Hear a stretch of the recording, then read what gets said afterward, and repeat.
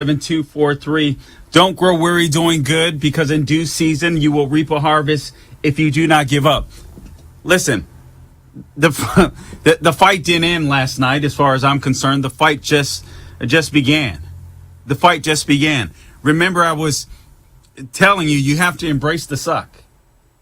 You really do. In order to have victory, sometimes you have to embrace the suck. It doesn't mean that you're going to win every single battle. It doesn't mean you're going to win every single election. But the privilege and the honor that we have as Americans is that we live in this society where we can continue to press the pace. We can continue to press on. We can continue to fight for our own freedom. It is we the people, not they the powerful. So we get to play a part in shaping our freedom and making sure that our country remains free. And I tell you the truth, I don't know what it is. This is the weirdest thing. Sometimes when elections don't go the way that I want, I initially get discouraged, and then I just get kind of despondent, and I really don't know what to think or feel, and I just need some time to myself, as I did yesterday. And then I'm like, hey, let's fight. Let's fight. We still live in the greatest country that God has ever given man, and we have no choice but to fight for it, because the left is fighting to destroy it. And I don't mind being on the opposite side of that. I love this country. I don't want to see this country go down the tubes to a bunch of social justice warriors, to a bunch of socialists or wannabe socialists, to a bunch of elites that claim that they're for the people. Meanwhile, they're trying to destroy the people and make people dependent upon government. Listen, what California did, honestly, the people will get what they deserve. I believe in California. I believe the next year is going to be extremely rough for Californians. And Californians, again, are going to have a decision to make next year. But I appreciate what Larry Elder did. Larry Elder stepped into the ring. Many of us haven't done that. But Larry Elder decided to step into the ring. He gave it a shot. Things didn't turn out exactly the way that he wanted. But he made a lot of noise, and he made a great impression. And quite honestly, guys, it is up to you to continue to fight. Larry Elder can't do it alone. You live in the state of California. There's school boards, there's city commission seats, all of these things that you're going to have to start paying attention to if you want to take California back. So maybe it's not the governor's mansion right away, but maybe it's a school board. Again, maybe it's a local city commission. Whatever it may be, it's time for parents in California and freedom lovers in California to step up. Don't get discouraged. Don't think that it can't happen. I tell you the truth, when it comes to politics, I mean, fighting is part of the joy. To see any type of little progress is a part of the joy of politics. I want you to hear several sound clips from Larry Elder. Obviously, he was, he didn't prevail last night. But I love Larry Elder's attitude in just about everything that he does, at least publicly, especially parts of his concession speech last night. So let me take you to last night, to Larry Elder's concession speech, and just hear a little bit of it. And again, I'm going to say to you, don't grow weary doing good, because in due season you will reap a harvest if you don't give up. Don't give up. Don't give up. The fight just started, in my opinion, yesterday. Let's go to audio clip number 10, Sean. As you know, my opponent, Governor Gavin Newsom, come on, let's be gracious. Let's be gracious in defeat. And by the way, we may have lost the battle, but we are going to win the war.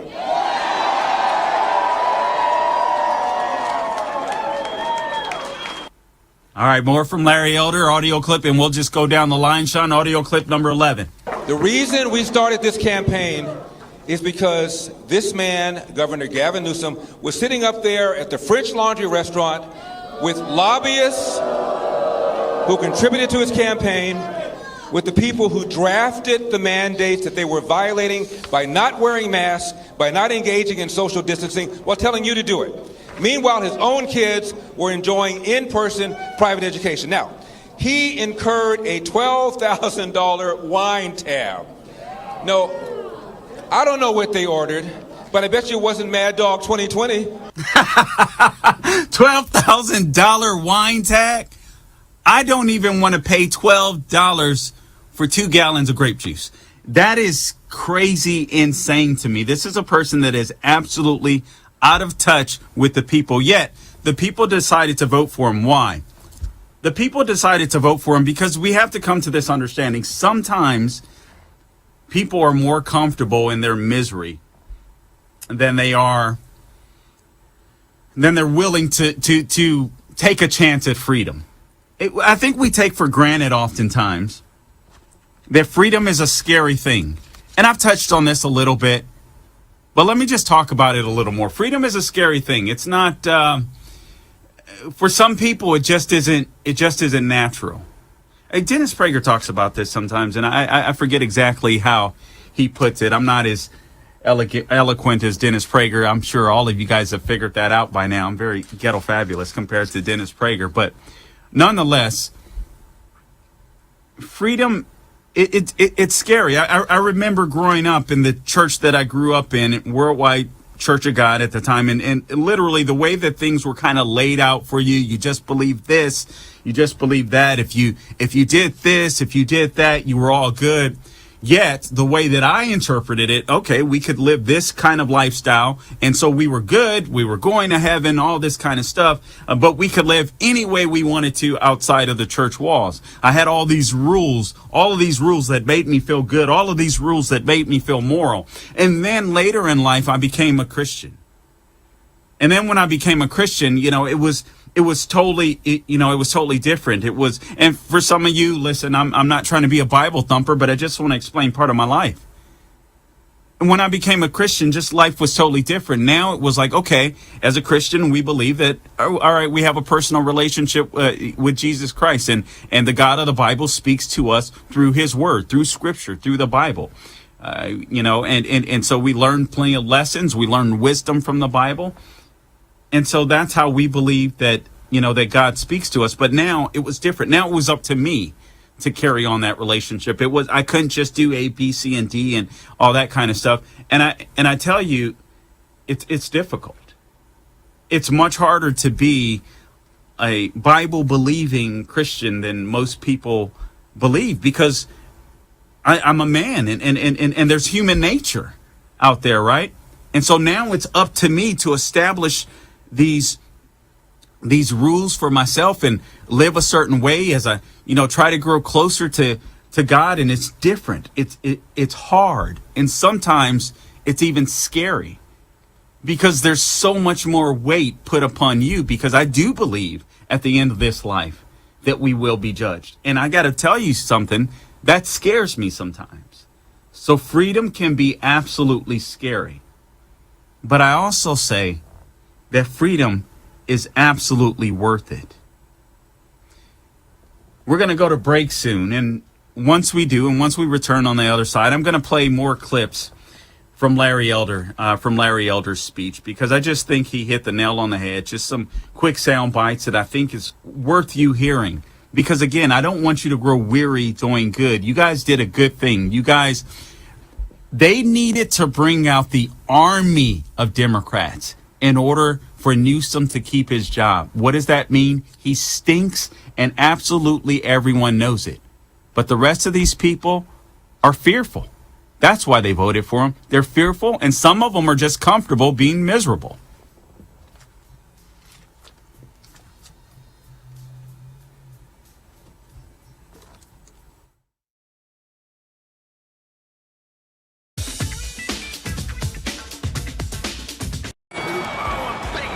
This family can pick you up every time you fall. Every time I take one step forward. Dylan Wright came in this morning. He wants to fight you. No one expected this out of him. Look for Salem Now in the App Store or go to salemnow.com. I grew up poor, which is even worse than being poor. We would have sandwiches with no meat. My American dream entailed working hard and making $20,000 a year. But I surpassed that goal and became a corporate CEO. we'll all be able to say, free at last, free at last. Look for Salem Now in the App Store or go to salemnow.com. Trending now on the Dennis Prager Show. I would like my fellow conservatives, the majority of whom wanted to leave Afghanistan, to be as intellectually honest as I demand the left is. You must say, I am for the Taliban taking over Afghanistan. If you do not say that, you are a conservative who is not being honest. You cannot say, I am for leaving Afghanistan, but I am against the Taliban taking over Afghanistan. Then you are deluding yourself, and a conservative should never do.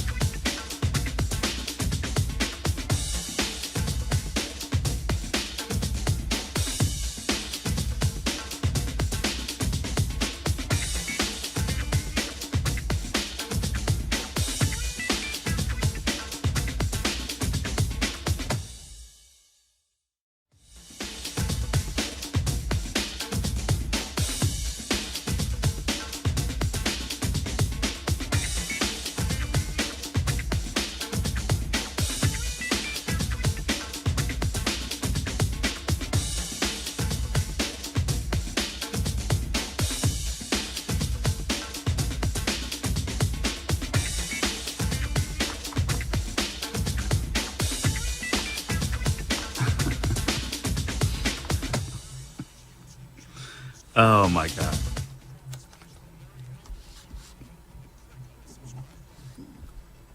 All right, welcome back to the Larry Elder Show. Sean, you just got to play it because I can't stop laughing. I stand corrected. Dennis Prager can be ghetto fabulous. Before I go back to Larry Elder's audio clips, I just heard something that just threw me off completely. A zany actor, maniac in action. A brainiac and fat son who mainly lack attraction. Dennis Prager was you looked insanely whack when just a fraction of my tracks run. My rhyming skills got you climbing hills. All right. I travel through your mind. Oh my God. I cannot believe that. That was Dennis Prager rapping. Oh my God. Okay, so I stand corrected on that. So let's get back to some more Larry Elder clips. Oh, and by the way, in the second hour, you guys are going to want to miss it. I'm going to have the author of Debunking the 1619 Project on. Mary Graybar will be with us. I'm going to talk to you about this black homeschooling group that's standing firm against critical race theory. I think that's pretty cool. And then the 7 rules of social change. There's a book that was written by a spiritual mentor of mine and friend Brad Bright. So this was back in, I believe, 02 or 03, and it's called God is the Issue. And literally, this book it's almost as if this book is written today. And the 7 rules of social change, I believe, is what we need, conservatives, libertarians, freedom-loving people, to advance our agenda. All right, so let's go to audio clip number 12. Jenny, without you, I probably wouldn't have run. Jenny Sand, Pastor Jack Hibbs, Dennis Prager, and again, my chairman, Lionel Chatwin, all of whom advised me to run. But ultimately, I decided to run because I felt that I could do something about the crime. I could do something about the homelessness. I could do something about the fact that California has now hit $800,000 average price of a home. That's 150% above the national average. Outrageous because of the stranglehold the environmental extremists have had over Gavin Newsom and have had over Sacramento. Yeah, unbelievable. So just listening to some of the issues, there it is again. I mean, the race that Larry Elder was running was based upon policy. And you saw what the left did. They went after, what was it? It was all about Trump. He's going to be the next Trump. So they're still using Trump. Likely they'll try to do the same thing running into 2022. We saw that Secretary of State Anthony Blinken, during his while he was being grilled on the Hill, if you will, over the Afghanistan debacle, and we'll get to some sound clips on that as well as this issue. Obviously, this is the big news of the day, how General Milley allegedly promised China that he'd warn them if Trump planned an attack. We'll talk about that. I got to be honest with you. I'm a little more skeptical on that. I think I'm in line where Trump is, where Trump doubts the report of Milley calling Chinese the Chinese general, but says it's treason if true. Anyway, we'll talk about that. I think I'm more in line with where Trump is on that particular issue. But let's just continue to go down the line here. But Larry Elder ran a campaign based upon issues that were going to help Californians, and all they did was attack Larry Elder and said he's going to be like Trump, and then they made people more fearful of COVID, mail-in ballots, and all this kind of stuff, and God knows what happened with all of the mail-in ballots. But now you guys have a game plan. This is why I say the fight is just beginning. The fight has just started because now you know how to fix California. As a matter of fact, I want to give a plug to Rick Grinnell's organization. And I'd love to have him on. Need to have him on one day. But fixcalifornia.com. If you live in California and you're serious about changing your state, I don't know what's going to happen in the future, but you're going to have to look for leaders, and you're going to have to figure out how to fix your election system. You're going to have to figure out how to become an advocate for California and to engage with voters on fixcalifornia.com. You can click on any of these priorities and you can get involved, because honestly, it's going to take a Herculean effort. But if you in California start today, if you don't grow weary in doing good, I believe California is worth saving. It's such a beautiful state, and the left has completely destroyed it. But if you're serious about saving your state, and I think changing the course of America, because that's what the left was really concerned about. They were really concerned about that Senate seat. They were really concerned about the electoral vote. But all they have is just bash Larry Elder, compare him to Trump, get the people scared, as scared as can be when it comes to COVID. That's all they have. Let's go to audio clip number 13, Sean. For the first time in our state's history, never happened before. What are we, 170 years old? I think, Arnie, you were there when it first happened, right? First time in our state's history, people are leaving. A net migration out of California. I love the smile, sir. Net migration out of California. And when middle class people cite as the reason for leaving, the number one reason they cite is they cannot afford the price of a home. Average price has just hit $800,000, which is 150% above the national average, largely because of the environmental extremists that allow people to file a lawsuit to stop any development project for any reason for an indefinite period of time. It is outrageous. And businesses are leaving. More businesses have left California this year. You left too? You're leaving soon? You're leaving soon? Yeah. More businesses have left California so far this year than have left all of last year, and the rate at which people are leaving California is nearly twice the rate that they've left the last 2 or 3 years. All right, and let's go ahead and go with audio clip number 14. I just want to thank everybody, all my volunteers, all the people who knocked on doors, who rang doorbells, who made phone calls, who went online. I want to thank my wonderful campaign staff. I have been a politician for all of 7 or 8 weeks. How am I doing?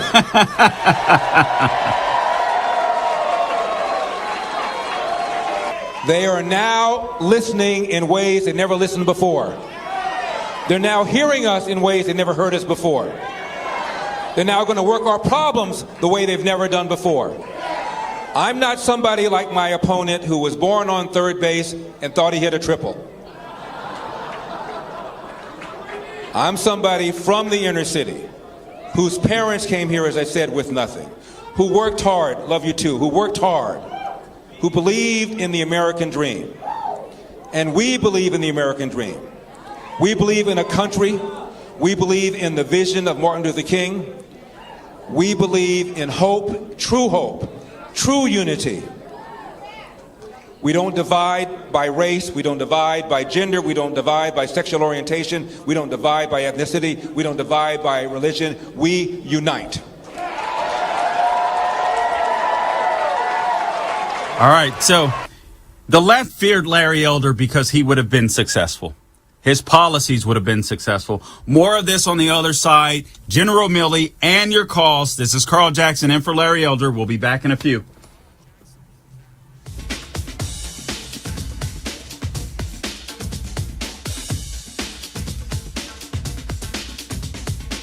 Streaming on Salem Now. Tesla was a genius. His most amazing discoveries thought to be written in a lost journal. Now, in the right hands, it could revolutionize the 21st century. You can stop an earthquake. Doesn't that mean you could start one too? That's why that notebook should never fall into the wrong hands. Shall we stop this thing? Save the universe!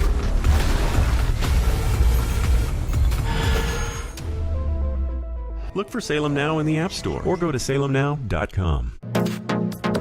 Trending now on The Mike Gallagher Show.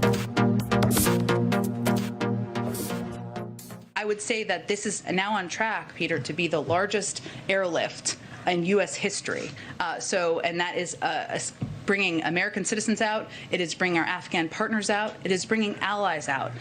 So no, I would not say that is anything but a success. Okay. As the kids would say, OMG. Yeah, we have an extensive vetting process. Sure we do. I've been to the border, lady. No, you don't. No, you don't. But again, back to Kamala Harris. There she is trying to escape this mess by hiding out in Singapore. But there are reporters there, too. To that end, we have seen a successful drawdown of the embassy. Keep up with what's trending. Subscribe on YouTube and at rumble.com. This is why we're fighting for the soul of America. You should be able to share ideas without fear of being fired from your job or shouted down. You are not to be heard. This is one of the few things we have no precedent for in the United States. You have the right to remain silent. Look for Salem Now in the App Store or go to salemnow.com. Man, I miss my father, and I want him to be here with me, but he's not. We all had something in common. A lot of us were miserable. We had no fathers in our lives. This is how I began the life of crime. I desired to have a father who would tell me that what I did was wrong. Look for Salem Now in the App Store or go to salemnow.com. I think this family can pick you up every time you fall. Every time I take one step forward. When Wright came in this morning, he wants to fight you. No one expected this out of him. Look for Salem Now in the App Store or go to salemnow.com. I grew up poor, which is even worse than being poor. We would have sandwiches with no meat. My American dream entailed working hard and making $20,000 a year. But I surpassed that goal and became a corporate CEO. We'll all be able to say, free at last, free at last. Look for Salem Now in the App Store or go to salemnow.com. Trending now on the Dennis Prager Show. I would like my fellow conservatives, the majority of whom wanted to leave Afghanistan, to be as intellectually honest as I demand the left is. You must say, I am for the Taliban taking over Afghanistan.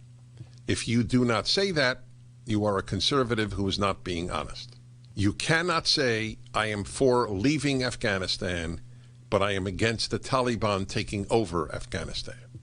Then you are deluding yourself, and a conservative should never do that. That should be the monopoly of the left. It's equivalent to men give birth, okay? To deny that the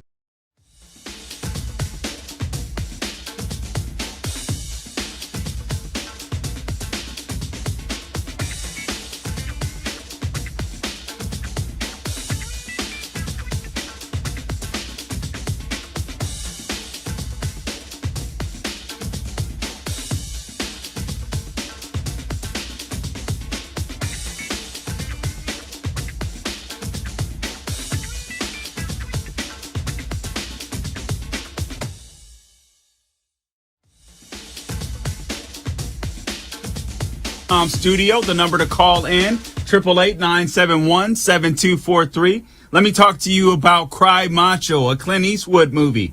Warner Brothers Pictures presents Cry Macho. From legendary director Clint Eastwood comes a story of being lost and found. Eastwood returns as a one-time rodeo star and washed-up horse breeder who takes a job to bring back a man's young son home from Mexico. The unlikely pair face an unexpectedly challenging journey. The only road home is through redemption. See it in theaters and on HBO Max for 31 days starting this Friday. It's rated PG-13. So the movie may be inappropriate for children under 13 years of age. Let's take a couple of calls real quick. Let's go to Frank in Philadelphia. Frank, welcome to the Larry Elder Show. You got the mic. Through redemption. See it in theaters and... Frank, are you there? I think Frank is listening to me. Frank, well, yes. I guess we'll have to come back to Frank. Let's play some audio. Hey, Mark, are you there? Okay, go ahead. Go ahead, Frank. Yeah. I didn't hear you. Sorry about that. I'm Frank from Philadelphia. I live in California. But I want to ask, how come people in California, or why people in California, have to get spit in their face and keep telling us it's being rained outside? Yesterday, Carl, was yesterday was recall election. So what? Baloney Maloney. Next year is roll call election. And I want the real governor of California, Mr. Larry Elder, to stand up, because he's going to stand strong and stand proud. And we won't win this, but next year we will come back next year and win this. That's what I want to say. Next year is roll call next year. Simple as that, Larry. Sorry. Carl, sorry about that. It's okay. It's all right. Well, Frank, I appreciate the call. Listen, I have no idea what Larry Elder intends to do, but there's no doubt that he made a serious impact. There's no doubt that the left absolutely feared him, and they feared him because they feared his policies. And again, it goes back to what I was talking about yesterday. Here you had a man in Larry Elder that represented freedom, that wanted to give power and options back to the people. And then you have this guy in Governor Gavin Newsom that has to attack Larry Elder, and he has to try to compare him to Trump, and he has to scare the electorate. I mean, you have all of these people that voted for Governor Gavin Newsom are just comfortable in their misery, and they're fearful. COVID worked. The COVID scare has worked. and they are going to ride this puppy. And I've said it time and again, they will ride COVID all the way through 2022, and they'll ride it all the way through 2024 if you let them. Just imagine, look at the power that it's given these people. They're on a high. They don't want to come down from this. They get to tell you that your jobs aren't essential while their jobs are. Meanwhile, it's we the people that put them in power. You see how this happens? So they're flipping the script on us, and unfortunately, many Californians don't realize it. Here's the good news. Whomever may be running for governor next year, whomever may be running in local races, you guys have a year to start talking to friends and neighbors. And don't be a jerk about it. Don't be forceful. But just when opportunities present itself, talk about policy. Talk about policy. And you can start changing people's minds. That's one thing you can do. Again, I would tell you to go to Rick Grinnell's website, fixcalifornia.com, because if you're going to make a change in California, you're going to have to get connected with people that absolutely know what they're doing and people that can encourage you in the fight. I mean, campaigns are really hard. They're really exhausting, but freedom is worth it. A couple more audio clips from Larry Elder. Let's play audio clip. Consider we were outspent by a factor of 5, 6, 7 to 1. I wasn't running just against Gavin Newsom. I was running against the left-wing media. I was running against a newspaper, the LA Times, that referred to me as the blackface of white supremacy. I'm running against a newspaper that called me everything but a black David Duke. I'm running against a media that serves as a public relations bureau for the left. And we still scared the bejesus out of them.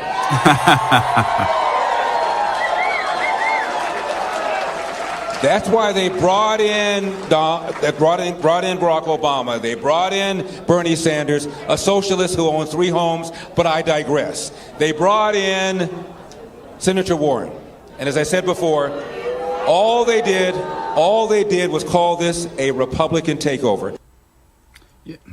And that's exactly what they did. They tried to make it Republican versus Democrat rather than about the people. Pay attention to policies, people. That's how you stay in charge. That's how you win. Carl Jackson in for Larry Elder. We'll be right back.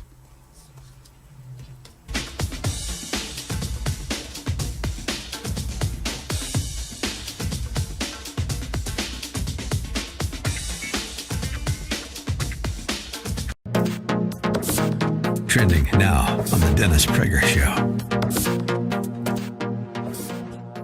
I would like my fellow conservatives, the majority of whom wanted to leave Afghanistan, to be as intellectually honest as I demand the left is. You must say, I am for the Taliban taking over Afghanistan. If you do not say that, you are a conservative who is not being honest. You cannot say, I am for leaving Afghanistan, but I am against the Taliban taking over Afghanistan. Then you are deluding yourself, and a conservative should never do that. That should be the monopoly of the left. It's equivalent to men give birth, okay? To deny that the Taliban, that you are giving Afghanistan over to the Taliban if you leave. Keep up with what's trending. Subscribe on YouTube today. Trending now on the Mike Gallagher Show. I would say that this is now on track, Peter, to be the largest airlift in U.S. history. And that is bringing American citizens out. It is bringing our Afghan partners out. It is bringing allies out. So no, I would not say that is anything but a success. Okay. As the kids would say, OMG. Yeah, we have an extensive vetting process. Sure we do. I've been to the border, lady. No, you don't. No, you don't. But again, back to Kamala Harris. There she is trying to escape this mess by hiding out in Singapore. But there are reporters there, too.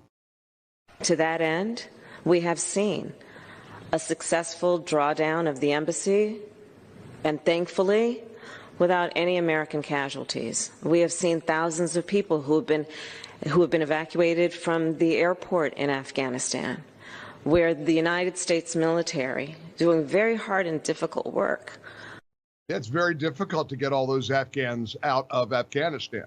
Again, let me read the numbers to you. This was leaked, and it's on the Federalist. We've got the whole article posted at MikeOnline.com.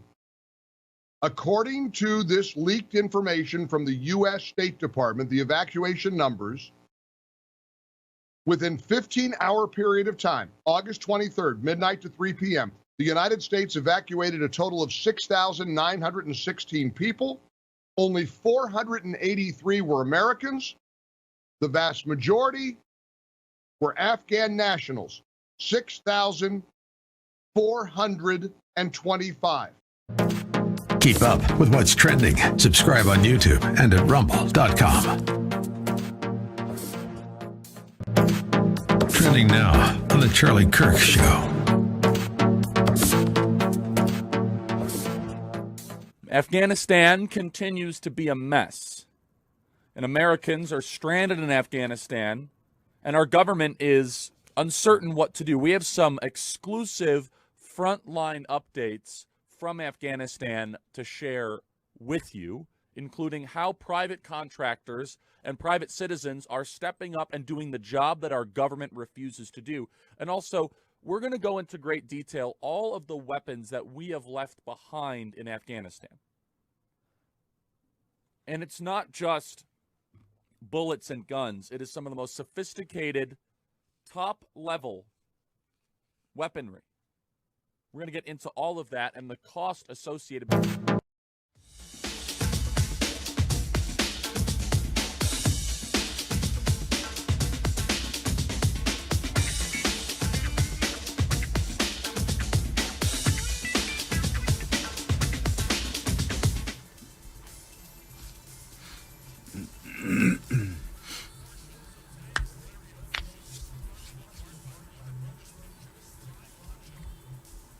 All right, welcome back to the Larry Elder Show. The number to call in to the ReliefFactor.com studio is 888-971-7243.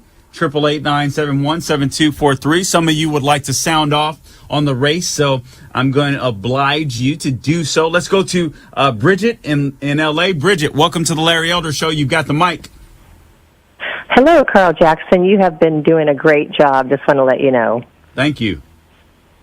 But I wanted to mention, I did listen. I was listening to another radio show, and they brought up a good point that a lot of these people that have moved out, you know, the middle class have moved out of California. Sure. They would have been the ones that would have voted Newsom out, you know, on the recall.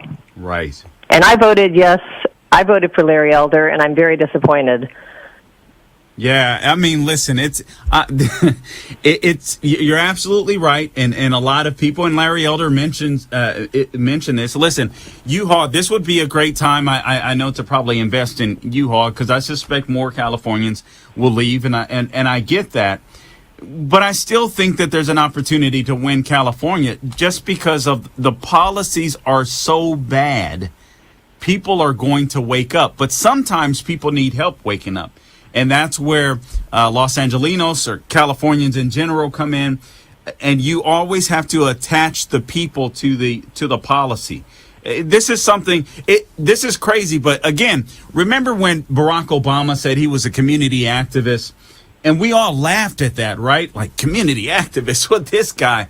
But actually, it was very effective. They got out into the community. They won local elections. They started taking America back, city by city, all this kind of stuff. This is what they did. Now, it was obviously it was a huge.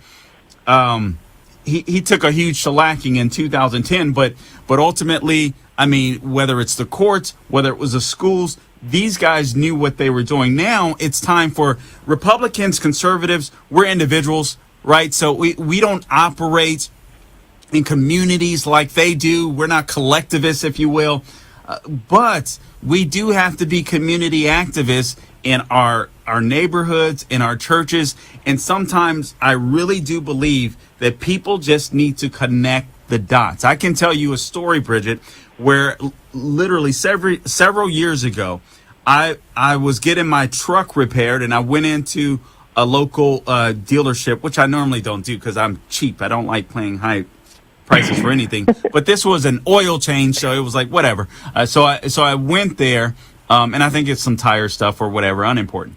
Nonetheless, there was a black gentleman that looked at me like I was crazy because at the time, Senator Marco Rubio was running for office. And if I recall correctly, it was the first time that he ran.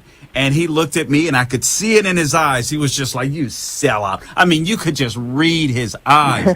But, you know, I was still a little more ghetto fabulous then. And God was slowly changing my heart. So, but I picked up on the vibe. And at the time, I was carrying these little, I don't even know what little 3x5 type cards with me that had the history of the Republican Party on them, because I would go around sometimes locally, give speeches, and or it's something that I just wanted to know. I handed this guy one of those cards. I came back to pick my truck up later, and when I did, now I haven't seen this since, admittedly, but this was a guy that told me, when I came back, he was tearful, and he told me he would never teach his son to hate white people again. He had not realized he had been lied to for all of these years. This black guy was teaching his son to hate people. And then he got this bit of information. I had no idea would have that type of impact. But like me, he was frustrated that he had been duped all of these years. So anyway, Bridget, listen, I appreciate you being out there. I appreciate you calling in. But I think that Californians still have an opportunity to make a difference. And if for no other reason, do you think Gavin Newsom, do you think Biden and all of these people, look, they had to bring Biden out. You know how desperate you have to be to bring Biden out? They were terrified of Larry Elder's policies. Obviously, they had to destroy Larry Elder or attempt to personally, right? But they were scared of his policies, because if people get a taste, see, right now, people, it's hard to, it's hard. You know, I think Rush Limbaugh first said this. It's hard to compete against Christmas, right? You get all these people that get these welfare checks and they're chilling, they're getting all this free stuff. It's hard to compete against that stuff. But once you give people a taste of freedom, once you give people a taste of independence, then I believe it'll have the same effect. And we just have to point it out. Every time if someone's talking about the wildfires out there, man, only if Gavin Newsom would start cleaning up this forest. Well, it's man-made global warming. Well, you know, maybe that plays a part. But here's what we know. I mean, connect the dots. I'm serious. People don't think about this stuff. Let's go to, I'm sorry if I pronounce your name wrong, Shirley in Canada. Shirley, welcome to the Larry Elder Show. You've got the mic. Hey, Carl. Thanks for taking the call. Hey, I just wanted to make a comment about the wildfire situation down there. I actually am now having to find a new home for a home building factory that we put down in Paradise, California last year. And the sad and unfortunate thing is that these people have been trying for a couple of years now to get some rebuilding done. And in all of Northern California, you got 20 to 30,000 people who've been burned out by wildfires. And Gavin Newsom keeps blocking big settlements from PG&E and basically letting them off the hook. And when I heard that Larry was going to put out a big war on the homeless situation and start building ADUs, I said, great, let's just scale up all of the builders in California and build 100,000 ADUs for the year and be done with it, right? And unfortunately, now that he's not going to make it into the governor's office, we got to find a new home for this factory, and it's going to end up going over to Louisiana. And if he wins in 2022, we'll come back. All right. How do you say your name? Is it Searle, or? Searle. Searle. All right. Well, Searle, that's good information. I appreciate you being out there. I appreciate you listening. Good information. That's a good call. All right, guys, you're listening to the Larry Elder Show. I'm your special guest host, Carl Jackson, filling in for the great Eldersky. We'll be back in a few.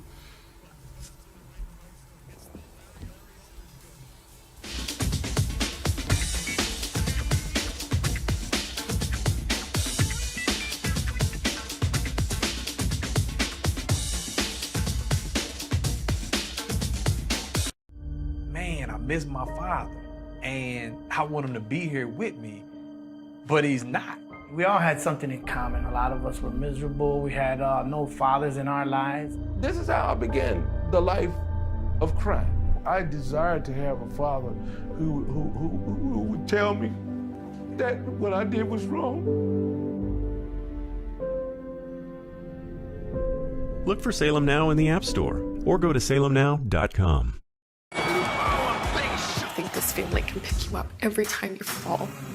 Every time I take one step forward. When Wright came in this morning, he wants to fight you. No one expected this out of him. Look for Salem Now in the App Store or go to salemnow.com. I grew up poor, which is even worse than being poor. We would have sandwiches with no meat. My American dream entailed working hard and making $20,000 a year. But I surpassed that goal and became a corporate CEO.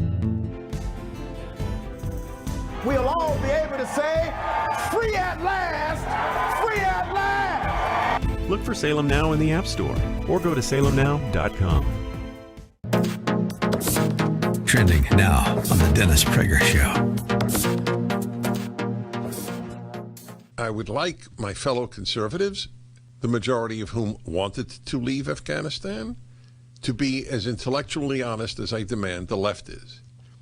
You must say, I am for the Taliban taking over Afghanistan. If you do not say that, you are a conservative who is not being honest. You cannot say, I am for leaving Afghanistan, but I am against the Taliban taking over Afghanistan. Then you are deluding yourself, and a conservative should never do that. That should be the monopoly of the left.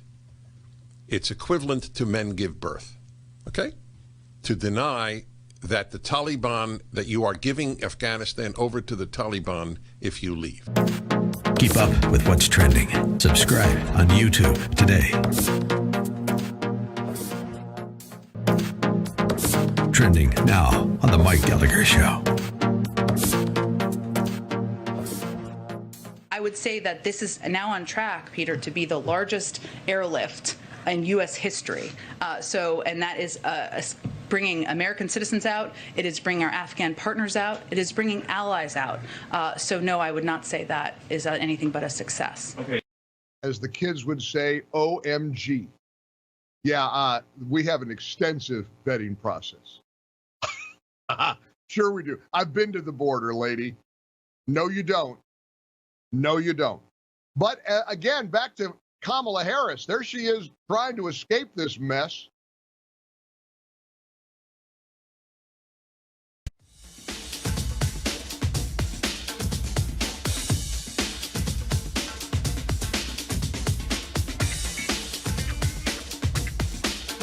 Tell you, I have been overwhelmed by the support. Men, women coming up to me, crying, saying that for the first time, you've now given me hope that things can turn around. Now, tomorrow I'm going to be asked by all the members of the media, what are you going to do next? What happens after this? Christian, thank you for your love. What happens after all of this? As a former radio host, let me just say this. Stay tuned. God bless you. May God bless California. Wow. We got a state to save.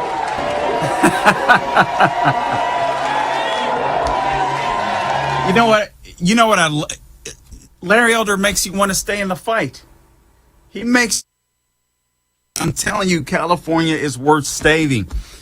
It's that was a great audio clip. Let's take another call or two before the break. Let's go to Lydia in Orange County, California. Lydia, welcome to the Larry Elder Show. You got the mic. Yes, I'm from Orange County, and yesterday was a disgrace. I do believe that I put two to two together. Why is Biden in Long Beach when he put all those illegals in Long Beach, and the reason why he did get the illegals is because of the fact of the election. So there's no reason for him to be in Long Beach. It's just so weird that he was there, and then all of a sudden Gavin won. I mean, I think there needs to be an investigation. I think Mr. Elder should look deeper into that, because the people that were out here, the outcome, there's no way Newsom had won. There's just no way. That's my input. Okay, listen, Lydia, I appreciate the call. I appreciate you calling in. Here's the deal. That's why I say go to fixcalifornia.com and get involved. And Sean has shared with me, there's a story. Basically, I'll have to get into this. Basically, so the election results mirrored the vaccination rates in the state. We'll get into that a little later. And it makes total sense. People were fearful of the vaccine. That's what they were pushing. The vaccine, and COVID is going to make it much easier to cheat with this mail-in balloting nonsense. Regardless, California has work to do. So I say go to fixcalifornia.com and see where, if you're a Californian that wants to stay, or maybe you just have no choice but to stay, you may as well make your state a more comfortable place to live. You don't want to be driving down the street and get shot in a drive-by, because crime is going to skyrocket, housing prices, all of that stuff. So, fixcalifornia.com. I'll see you guys on the other side. This is Carl Jackson in for Larry Elder.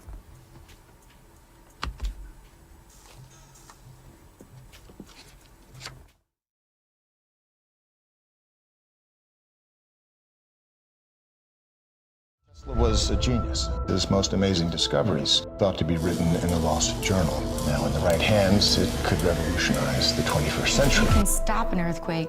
Doesn't that mean you could start one too? That's why that notebook should never fall into the wrong hands. Shall we stop this thing? Save the universe!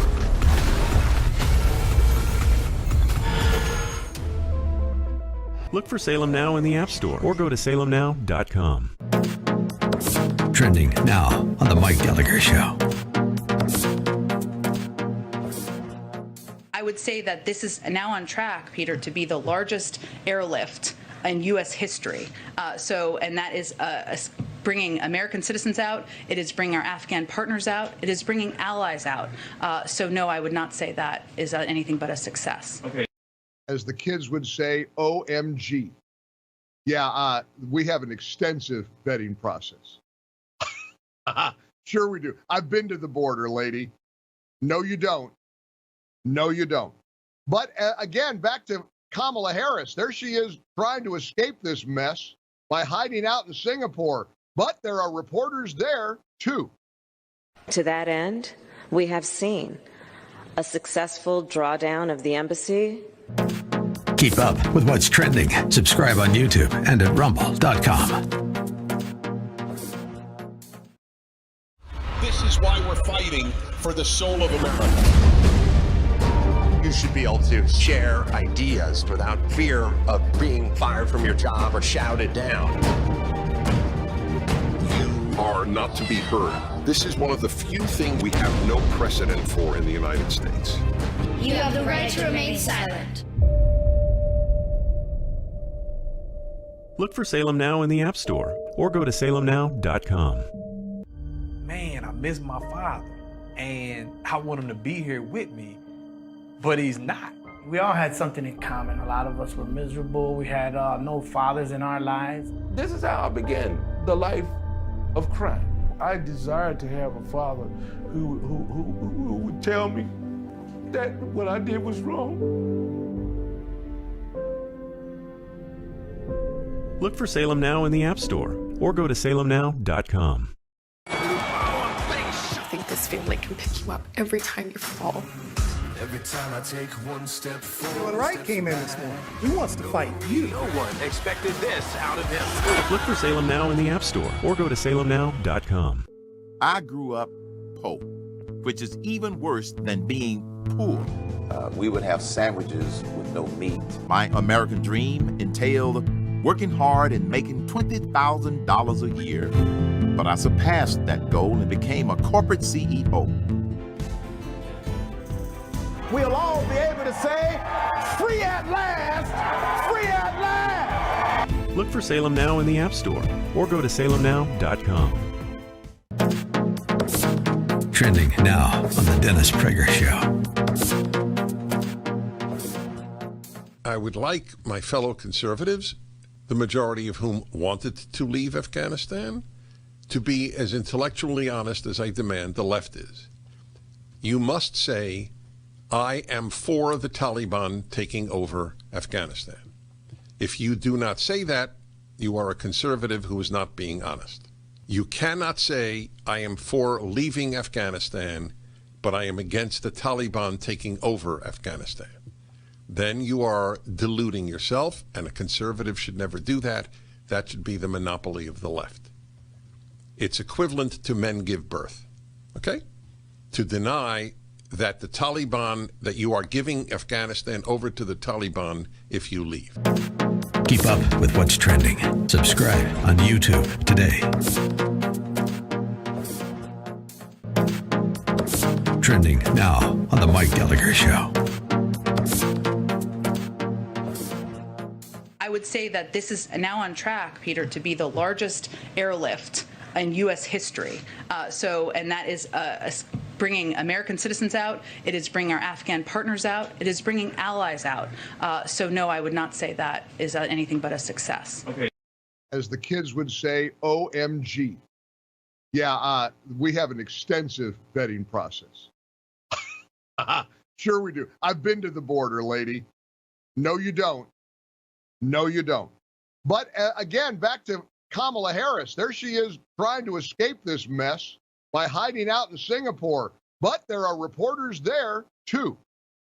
To that end, we have seen a successful drawdown of the embassy, and thankfully, without any American casualties. We have seen thousands of people who have been evacuated from the airport in Afghanistan, where the United States military doing very hard and difficult work.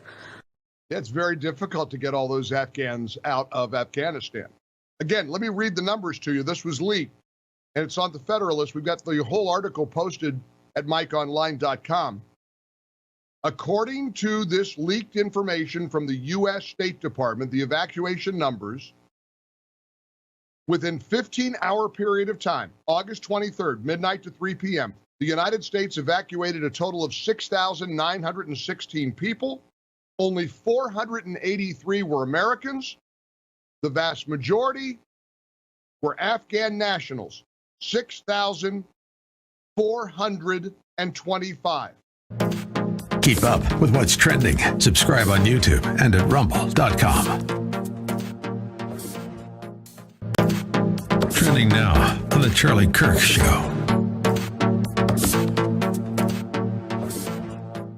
Afghanistan continues to be a mess, and Americans are stranded in Afghanistan, and our government is uncertain what to do. We have some exclusive frontline updates from Afghanistan to share with you, including how private contractors and private citizens are stepping up and doing the job that our government refuses to do.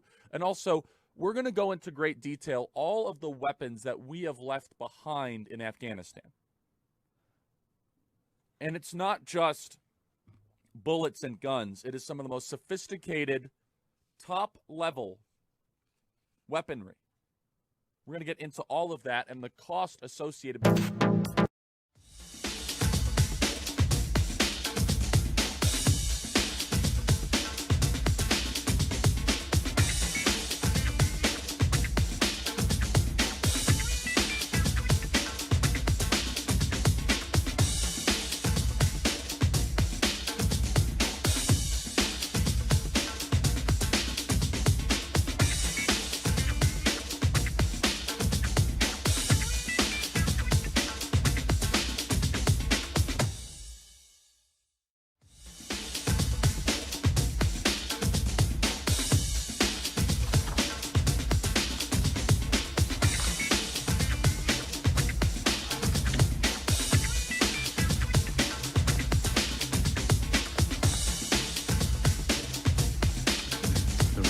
Unconstitutional.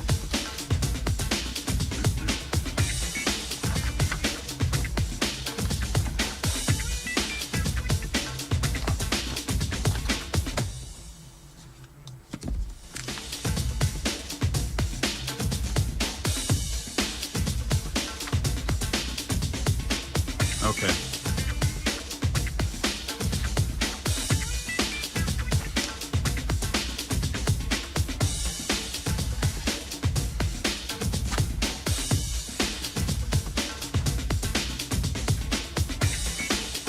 All right, welcome back to the Larry Elder Show. This is your special guest host, Carl Jackson, filling in for the great Eldersky.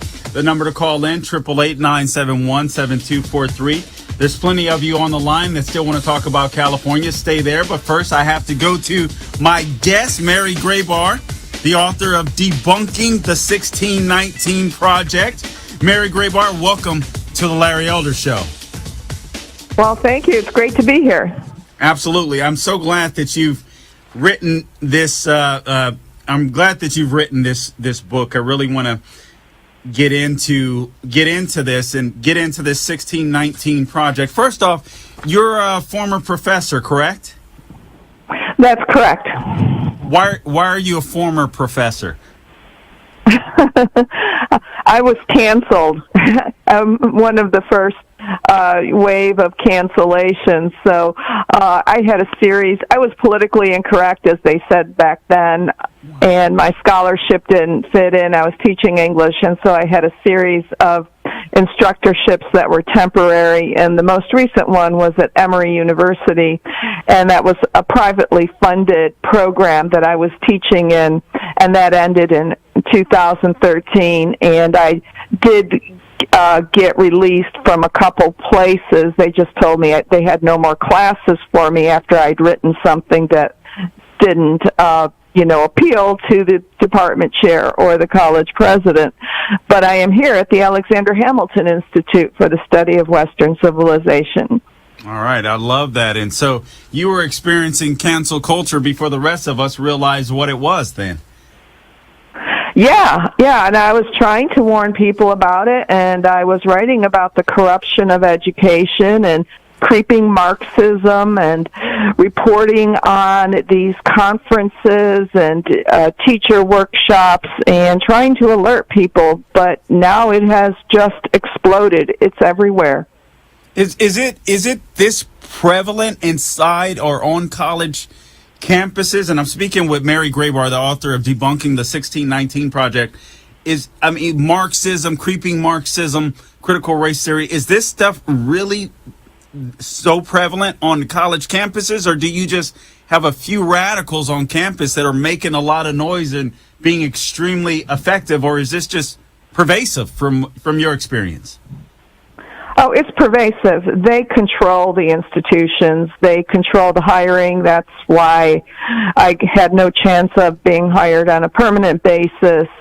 They do the firing. They decide what's going to be published so you can build up your CV.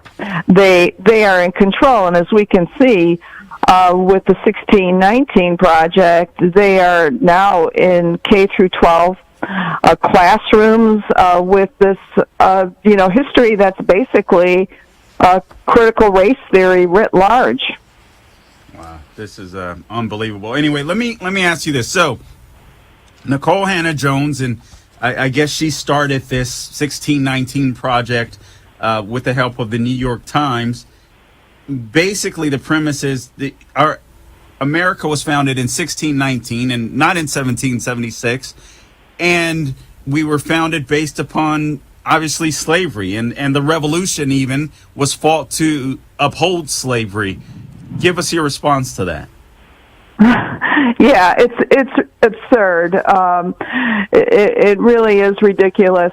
First of all, in 1619, when the first Africans arrived on that ship, the White Lion, they were most likely indentures because slavery wasn't being practiced. It took the colonists by surprise. They were traded for food, and they worked side by side with the English. Mary, I hate to stop you, but that's a very important point. They weren't free men that came over. They were already slaves. Is that what you're saying, or indentured servants at least? Well, they weren't free, so they were in bondage. Okay. They had been sold first to the Portuguese, and that ship, and they were headed towards Veracruz, Mexico, and that was intercepted by the White Lion under a British captain flying under a Dutch flag, and they were not free. But when they landed in Jamestown, their status was indeterminate, and historians are still kind of debating what they really were. The records aren't really that clear, but slavery had not been established here, and the way the 1619 Project presents it is that the Europeans went over into Africa, kidnapped the Africans, brought them over for the express purpose of enslaving them, and then bang, slavery started in 1619 here, and all of our wealth and our power has been accumulated on the backs of slave labor. And so the very existence of this country is due to slaves. So that's the simplistic false story that's presented in the 1619 Project.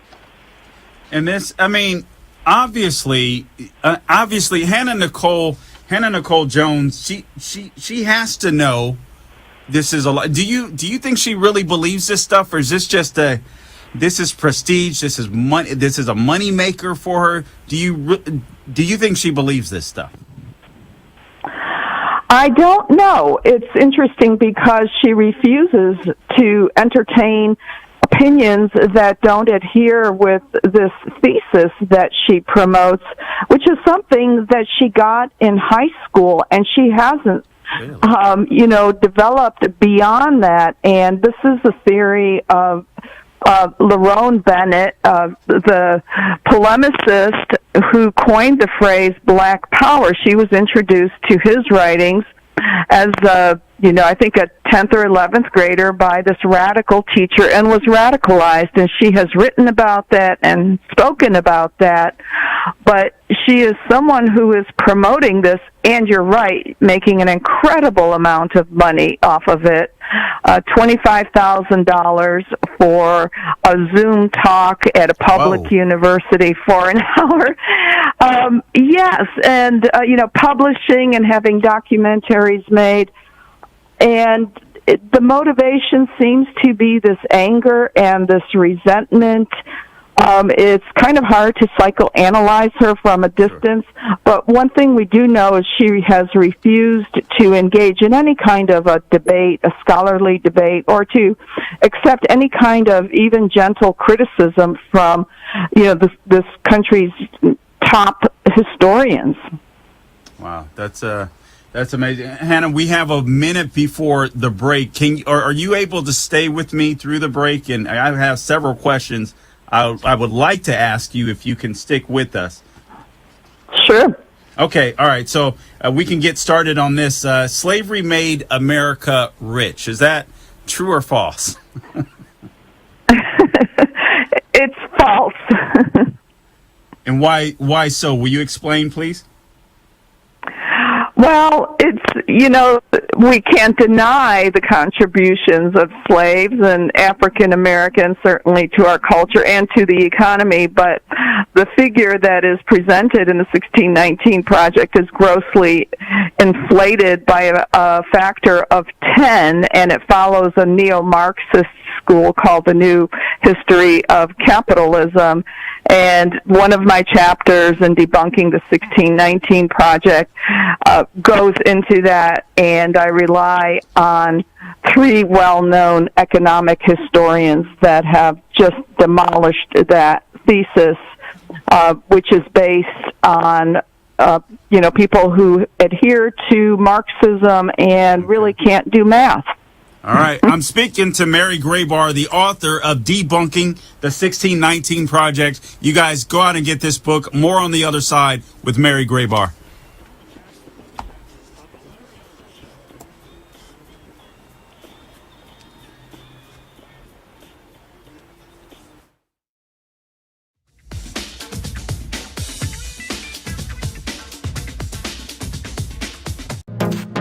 Trending now on The Charlie Kirk Show.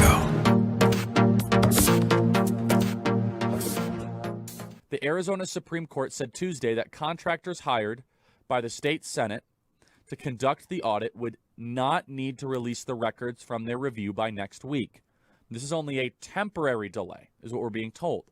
A left-wing watchdog group, American Oversight, took its record request to the court and emerged victorious when the Arizona Court of Appeals ruled that Cyber Ninjas, the Florida-based firm leading the audit, was subject to state public records law because it was performing a core government function. Arizona President Karen Fann argued the records should not be publicly released because they're maintained by private contractors, so legislative immunity applies to the documents. It is ordered extending the stay to enable the court to fully consider the issues raised in the petition for review. American Oversight's suit is not the only one leveled against the Arizona Senate.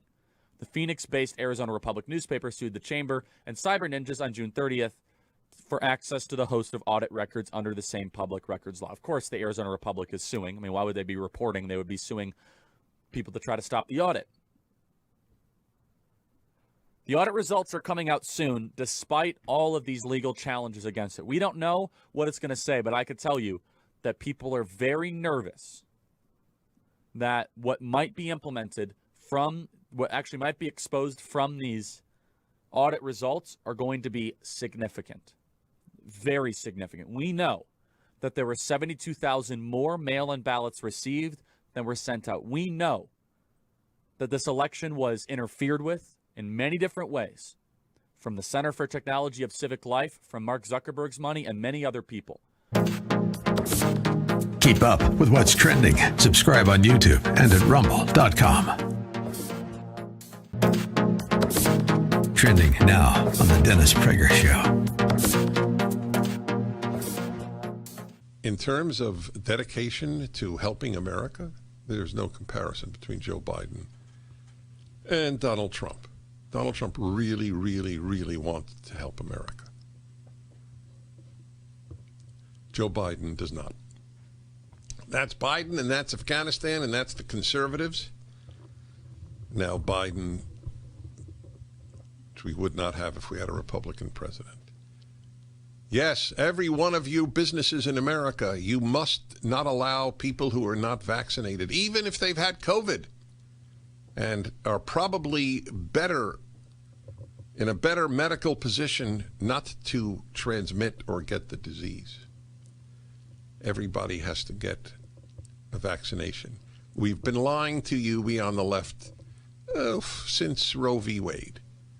People should, the government should not interfere with our bodies. It has been a total lie on the part of the left. It was a bull-ass excuse to defend abortion at any time of pregnancy. Nothing they say they mean. It is what is said by the left is said in order to further their agenda, whatever the agenda might be. They do not believe people are in control of their bodies. But in the name of safety, you can force people to do that. Canada, you can't even fly if you didn't get inoculated. Canada is not a free country. Canada does not have free speech. Canada does not have free ability to even travel. Keep up with what's trending. Subscribe on YouTube.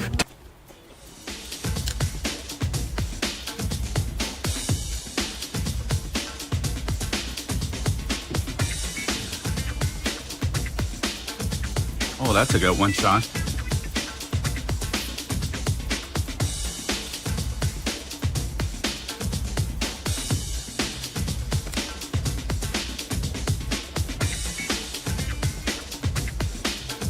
All right, welcome back to the Larry Elder Show. I'm your special guest host, Carl Jackson, filling in for the great Eldersky. The number to call in, 888-971-7243. And callers, I have not forgotten about you, but right now, we're still speaking with Mary Graybar, the author of Debunking the 1619 Project. Guys, and a lot of us are going to have to get a lot smarter and a lot more informed on history and American history, because we've got to be able to debunk it. We've got to be able to have conversations with many people and young students that are taught to hate America. Mary, you and I were talking during the break, and you wrote the book Debunking Howard Zinn, correct? Yes, that's correct. And you were telling me that that students in Portland, is it 8th grade and up, are required to read the young person's version of Howard Zinn? Yes, it is the textbook for 8th graders, a young people's history of the United States, adapted from the regular book, and it is the textbook that is used in the 8th grade in Portland city schools.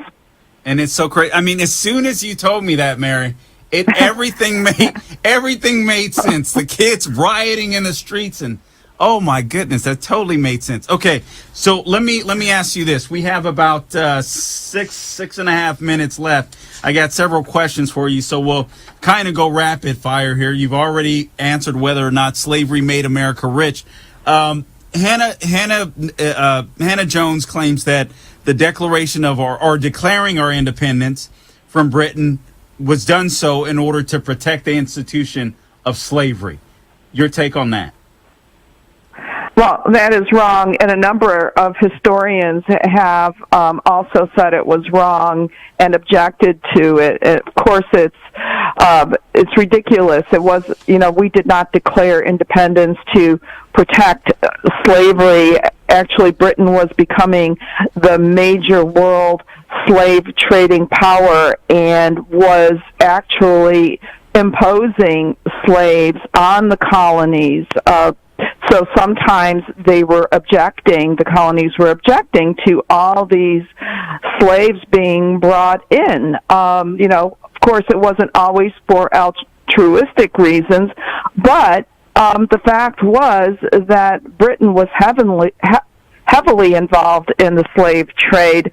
So that is a ridiculous assertion to make. So that is wrong, and it's put forth in order to support this thesis that everything in this, everything that has happened has been in support of slavery. You know what I want to ask you about? Obviously, there were black slave owners and white slave owners. So I'll ask you to expand on that. But all white Americans benefited equally from slavery. It seems like most people believe that. Is that true?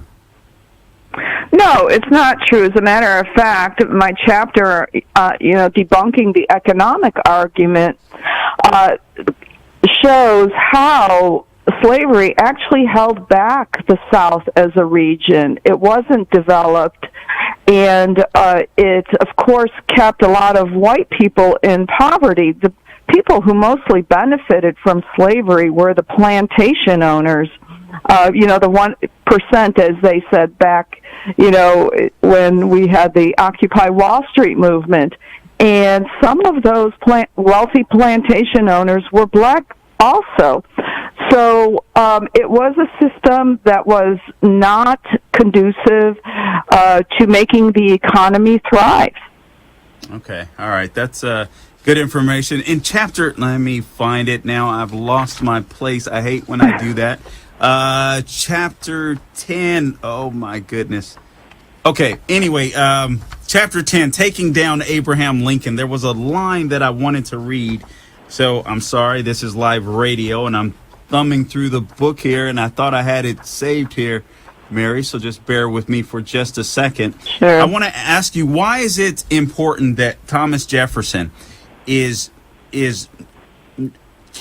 why shouldn't he be reduced to an enslaver? Why is that an important point to make?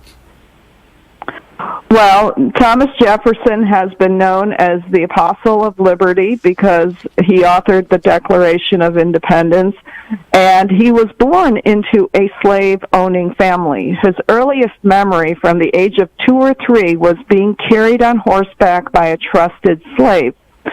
When he came of age, his father had died when he was 14 years old. He was just given these people to take care of, and the lands of his mother to take care of as well.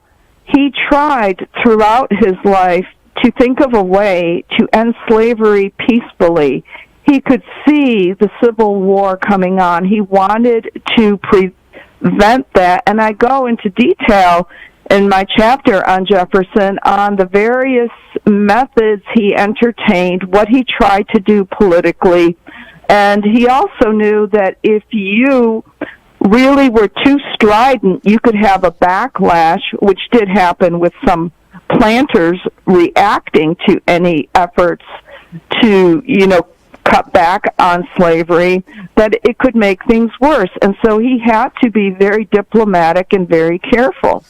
Okay. All right. Now, another thing that I'd like to ask you, we have a couple of minutes left. I don't know what it is about so many college students, but they seem to believe that slavery is uniquely an American sin, an American phenomenon. That's not true. Your response? Of course not. Yes, of course not. And if you read the 1619 Project, you will think that we had invented slavery. You can't go back. Honestly, there is no mention of it.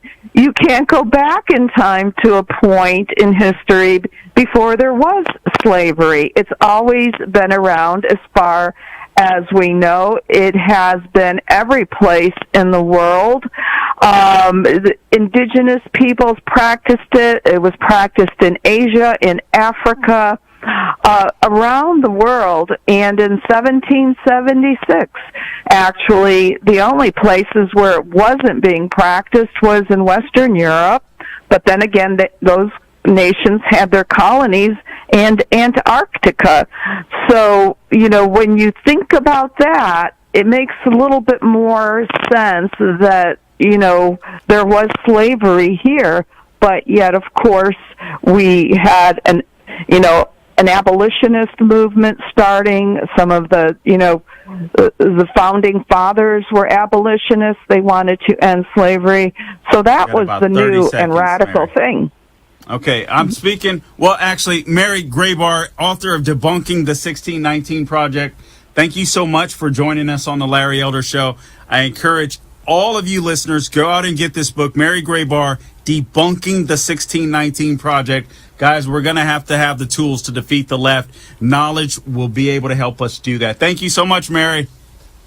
Thank you. All right, Carl Jackson, we'll be back.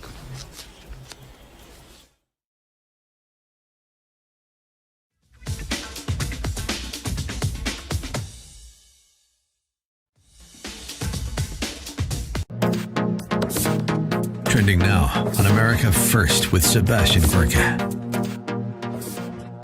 And as far as I'm concerned, if I may, as a former insider, the key question is going to be personnel. We need to build the bench that helps staff you and doesn't subvert you. What are your plans? What would the second term look like? And who's going to build that bench for you, sir? Well, first of all, for your listeners, you did a fantastic job. You were terrific. I deal with you a lot. And I dealt with you after you went out and made a fortune. I hope you're making a fortune anyway, but I think you are based on your ratings. But I dealt with you a lot, and that's why I do your show, and I don't do a lot of other shows. I do people that I respect and people that have been fair, and you've been really, I congratulate you. But you were very important, and the great job that you did. You have a knowledge. I heard the word strategist mentioned in the opening, that you were a strategist, and that's really what Biden needs. He needs somebody to help him because our country is embarrassed. Our country has never been embarrassed like they are right now. In the speech in Alabama, where we had a massive crowd, they say 68,000 people showed up in the rain. It was rain and thunder. And I had the idea the morning of, this was Saturday, the morning of, put up the General Patton, the opening monologue that he does in the movie Patton, which I don't know if it got the Academy Award or very close. And I think George C. Scott did get the Academy Award. But we put up the opening monologue, and I said, that is not a woke general, but it's a general that knows how to win. And we have guys that are more interested in things that have nothing to do with our military. It's really what's going on now is crazy with our whole country. What they're doing now to our country is absolutely frightening. Keep up with what's trending. Subscribe today at rumble.com. The Charlie Kirk Show. How is it possible that Joe Biden let this happen? Was this intentional? Did he want our enemies to have it? It's hard to believe that incompetence could possibly let this happen. Jake Sullivan, the highly unimpressive person who's never done anything useful in his life, says we don't have a complete picture, obviously, of where every article of defense materials has gone, but certainly a fair amount of it has fallen into the hands of the Taliban.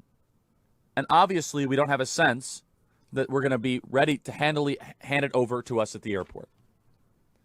The Taliban now has the 26th largest air force in the world with 0 pilots. 600,000 weapons, 75,000 vehicles, 200 total aircraft, and $85 billion in total weapons. 110 helicopters, 60 transportation cargo airplanes, 20 light attack airplanes, and 18 intelligence, reconnaissance, and surveillance airplanes. The Taliban now has more Black Hawk helicopters than Australia. And this is all on our government. This is all on Joe Biden, who now wants praise, who says, this was a perfect withdrawal. Are you kidding me? Cut 59, Jen Psaki says that the Afghanistan effort is a success. It's on track to be the largest airlift in U.S. history. Say that this is now on track, Peter, to be the largest airlift in U.S. history. And that is bringing American citizens out. It is bringing our Afghan partners out. It is bringing allies out. So no, I would not say that is anything but a success. Anything but a success. Keep up with what's trending. Subscribe on YouTube and at Rumble.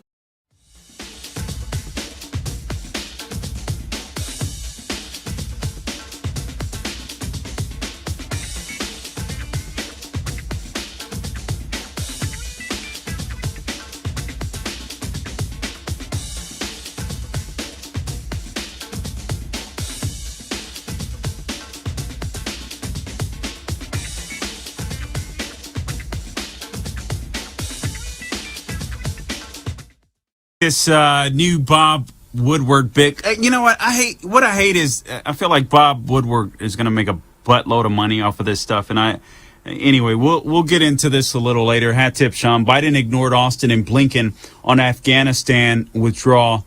The Woodward book claims, and I think we've heard rumblings of that. I'm not so sure when it comes to Anthony Blinken. Honestly, everybody's wondering how come these guys aren't getting fired.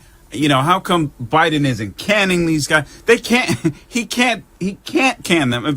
First off, I don't think he even knows what's going on half the time. But beyond that, they all need each other. They're all incompetent, and it's not like there's any carryover, like one person can figure out the next job. I mean, he has a very incompetent cabinet, and they need each other in order to pull off this fundamental change. I believe to the best of their ability. He's just not going to fire them. They're all inept. They're all incompetent. And I think there's a lot of secrets that'll be popping up that I'm sure all of us will soon find out about. And it's obviously not going to be good. It's this thing with General Milley is true. The guy sounds like a traitor to me. I've heard some people say treason, but from what I understand, it doesn't rise to the level of treason because China isn't technically our enemy. They're a quote unquote adversary. So he could still be court-martialed. It should lead to mutiny, so on, etc. But we'll get into a little bit of this. And then also the irony, one of the ironies of the race, and hat tip again to Sean, is 7 takeaways. Obviously, Trump, this according to The Hill, they feel like Trump was a detriment to Larry Elder. They use that. And obviously, California is 2-1 Democrat. And that seemingly drove people out. So they were focused on Trump, and they tried to hit Trump. So we know that's exactly what they'll do next year. And then basically the same amount of people that get vaccinated seem to support vaccinations. And it's kind of ironic because the same thing that get Newsom into this mess in a sense, the vaccines, the lockdowns is the same thing that got them out of it. So it just to me, it shows how ill-informed Gavin Newsom supporters are. Let's go back to some calls. Let's take Robin in Emory, Texas. Robin, welcome to the Larry Elder Show. You got the mic. Thank you, Carl. Well, I'm calling to comment on the election. There was a guy by the name of Erwin Cherminsky that wrote an article about a month ago, and he said that he was contending that the Supreme Court should claim the election unconstitutional because in the wording on the ballot it says that if you elect, or the first question was, who do you think should replace, or it said, do you think Governor Gavin Newsom should be removed from office? And if so, who do you think should replace him? Sure. So the first question was not unconstitutional, but it bordered there. And then the second question he was saying was unconstitutional on the way the ballot was worded because it asked who of the 50 people do you think should replace Gavin Newsom? And so, the unconstitutionality of it, and I think he might be right. He cited two Supreme Court cases, but what he didn't really understand is that it can work both ways. It can be unconstitutional for everybody. Because if it's unconstitutional for one person, it's not just unconstitutional for Gavin Newsom's followers or Gavin Newsom's voters. It's unconstitutional for everybody. And the reason why because he could have been elected on according to his argument on a plurality and not a majority. So and so anyway, I'll take my comments off the air, but I wanted to make one more comment real quick, if I could. Quickly. And that is Robin. about the Constitution. The country was founded on the Constitution. It wasn't founded by slaves or anything. And most people don't even understand the Constitution, especially the fifth right guaranteed by the First Amendment, which is the right to petition the government for a redress of grievances. Just for the sake of time, I have to go, but I appreciate the call. You're right. The Declaration of Independence, the Constitution, as far as the recall being unconstitutional, I hadn't heard any of that. I haven't read that, and that may be the case. I'll have to look into that, but it's just not an argument that I've heard. So I'll do more investigating on that. I definitely appreciate the call. Lord knows I want to stick to the rule of law and law and order. So we'll check it out. Robin, thanks so much for being a listener, and thanks so much for calling in. We'll be back.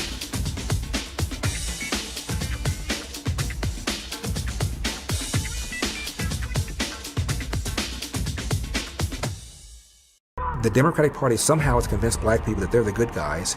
Never mind the skanky history of the Democratic Party. That was a party of slavery. They're racist, racist, racist. Everything's racist. Look for Salem Now in the App Store or go to salemnow.com. Streaming on Salem Now. Tesla was a genius. His most amazing discoveries thought to be written in a lost journal. Now, in the right hands, it could revolutionize the 21st century. If you can stop an earthquake, doesn't that mean you could start one too? That's why that notebook should never fall into the wrong hands. Shall we stop this thing? Save the universe!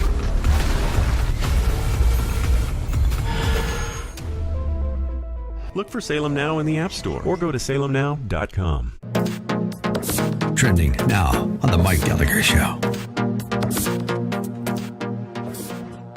I would say that this is now on track, Peter, to be the largest airlift in U.S. history. And that is bringing American citizens out. It is bringing our Afghan partners out. It is bringing allies out. So no, I would not say that is anything but a success. Okay. As the kids would say, OMG. Yeah, we have an extensive vetting process. Sure we do. I've been to the border, lady. No, you don't. No, you don't. But again, back to Kamala Harris. There she is trying to escape this mess by hiding out in Singapore. But there are reporters there, too. To that end, we have seen a successful drawdown of the embassy. Keep up with what's trending. Subscribe on YouTube and at rumble.com. This is why we're fighting for the soul of America. You should be able to share ideas without fear of being fired from your job or shouted down. You are not to be heard. This is one of the few things we have no precedent for in the United States. You have the right to remain silent. Look for Salem Now in the App Store or go to salemnow.com. Man, I miss my father, and I want him to be here with me, but he's not. We all had something in common. A lot of us were miserable. We had no fathers in our lives. This is how I began the life of crime. I desired to have a father who would tell me that what I did was wrong. Look for Salem Now in the App Store or go to salemnow.com. I think this family can pick you up every time you fall. Every time I take one step forward. When Wright came in this morning, he wants to fight you. No one expected this out of him. Look for Salem Now in the App Store or go to salemnow.com. I grew up poor, which is even worse than being poor. We would have sandwiches with no meat. My American dream entailed working hard and making $20,000 a year. But I surpassed that goal and became a corporate CEO. We'll all be able to say, free at last, free at last. Look for Salem Now in the App Store or go to salemnow.com. Trending now on the Dennis Prager Show. I would like my fellow conservatives, the majority of whom wanted to leave Afghanistan, to be as intellectually honest as I demand the left is. You must say, I am for the Taliban taking over Afghanistan. If you do not say that, you are a conservative who is not being honest. You cannot say, I am for leaving Afghanistan, but I am against the Taliban taking over Afghanistan. Then you are deluding yourself, and a conservative should never do that. That should be the monopoly of the left. It's equivalent to men give birth.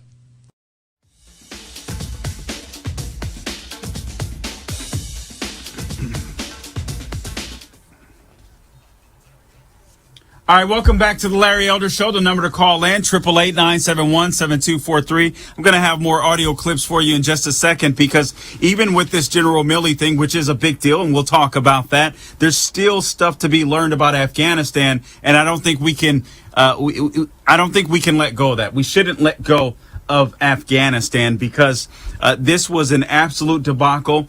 This will destroy Biden's presidency, as well it should. Americans are still there as far as we know. They're trying not to talk about it.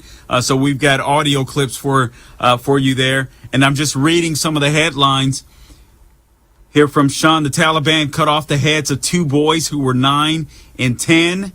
A U.S. Marine wounded in Kabul attack gives eyewitness account. I'll have to get into that. More Republicans call on Biden to designate Taliban as a terrorist group. These people don't want to designate them as a terrorist group, but you can go online and see them beating women. You can go online and see people literally hiding out and hearing gunshots next door as neighbors, and I guess that's what you would call them there as well, being shot and killed by the Taliban. Yet for some reason the Biden administration believes that terrorists are people that can be negotiated with, and it's crazy where we are, but this is where we are, and I think we have to continue to make sure that we focus on this.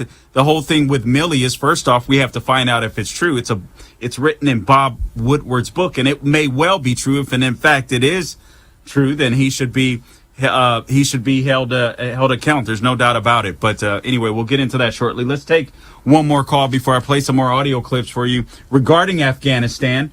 Let's go to Phil in Philadelphia. Phil, you've got the mic. Hey, Carl, thanks for taking my call. I just had a quick comment, and I need your thoughts on this.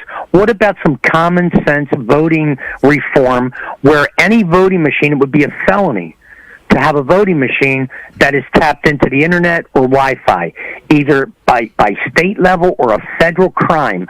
This way, one vote counts. It's counted at the end of the night. Philadelphia doesn't know what Tallahassee's doing. Tallahassee can't check on Chicago, can't check on L.A. It's not one base thing where like a Dominion company can see what's going on all over the country at any stroke of the key. And you telling me that 4 or 5 good, excellent, high-brained Republican conservative men or women can't come up with a basic foundation machine where you go in and put your card in, pick your people out, and press enter, and you're done. And it doesn't go anywhere else but in that machine. What do you think, Carl? You know what, Phil? I like the idea. I got to tell you personally, I would like to get away from digital altogether, but I do like the idea. In places like California, listen, we have to start winning elections there. Democrats just control everything. So California is going to be a slower process. We're going to have to start pickpocketing, if you will, districts and sure. school right. board, races and all that kind of stuff in order to garner any type of power in California. But I do like that idea for sure in theory, Phil. But I got to be honest with you. I'm totally old school when it comes to voting. I mean, Canada. Right, exactly. Canada, by the way, does that. It's just, hey, man, you show your ID, paper ballot, be done with it. Uh-huh. Hey, Carl, one last thing. Do you think that Xi Jinping in China right now is not thinking that his Chinese general, who was Milley contact, wasn't making the same call, didn't have the same kind of, arrangement with Milley? Hey, if we're going to attack, we're going to call you, General Milley, and let you know? Do you think he's been called on the carpet? No, I don't. No, I don't, because I think China is playing chess, and General Milley and Lloyd Austin and the rest of the incompetent boobs in the Biden administration are playing checkers. I think it's a totally different game. We just have weak leadership, unfortunately, in our Department of Defense and the Joint Chief of Staff, obviously, and General Milley, and we need to get rid of them. But Phil, I appreciate the call. Thanks for doing what you do, Carl. Thank you. God bless you. Thanks for being out there. All right, I want to go to some audio clips. Let's go to audio clip number. I'm sorry here, Sean. Let's go to audio clip number 6. I want you to hear this. Ted Cruz talking about the withdrawal in Afghanistan. There were 4 decisions this administration made that I think were utterly indefensible. Number 1, abandoning the Bagram airfield, giving it to the Taliban.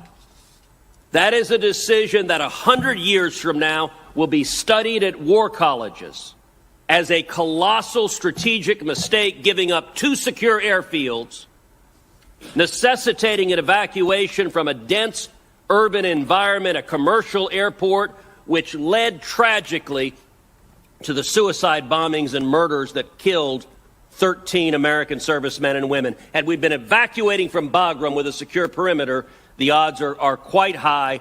That attack either wouldn't have happened, or if it had happened, it would have been far less severe in its consequences. Secondly, the Biden administration giving the Taliban a list of Americans and of Afghans we wanted out.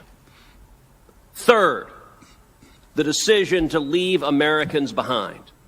Hundreds of Americans, perhaps more, perhaps thousands of green card holders, tens of thousands of Afghans who assisted the U.S. military. The Biden administration abandoned them and left them behind. And fourth, leaving billions of dollars of American military equipment that the Taliban will now use to threaten our lives. Earlier in this hearing, you said about that equipment, quote, none of it poses a strategic threat to us or their neighbors. That does not pass the laugh test. When you're looking at the Taliban potentially having 64,000 machine guns, 33 Black Hawk helicopters, 16,000 night vision goggles, we will see American blood spilled because of these colossal mistakes.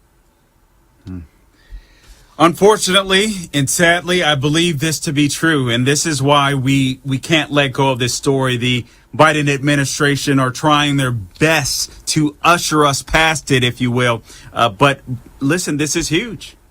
This is absolutely huge. The fact that you surrendered, the fact that you left Americans behind, the fact that you left SIVs behind, and then you bring in some evacuees or some refugees from Afghanistan that are married to little girls. I think, if I recall correctly, Sean shared an article with me, four 44 of them had terrorist ties. This is insane, and they have to be held to account.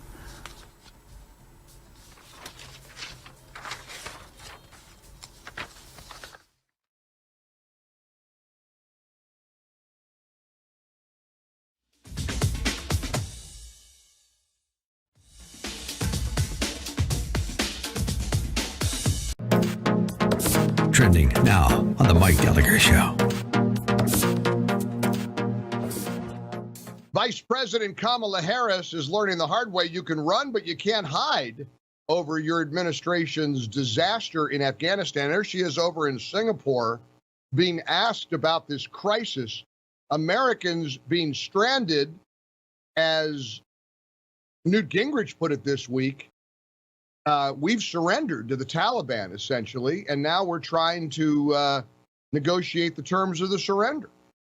And Politico national security reporter Alex Ward released leaked U.S. State Department evacuation numbers from Kabul, Afghanistan. According to Ward, we evacuated a total of 6,916 people from the country. Of those, only 483 were Americans. The vast majority of evacuees were Afghan nationals. So we're airlifting Afghan nationals out of Afghanistan, which leads the White House press secretary to describe that as a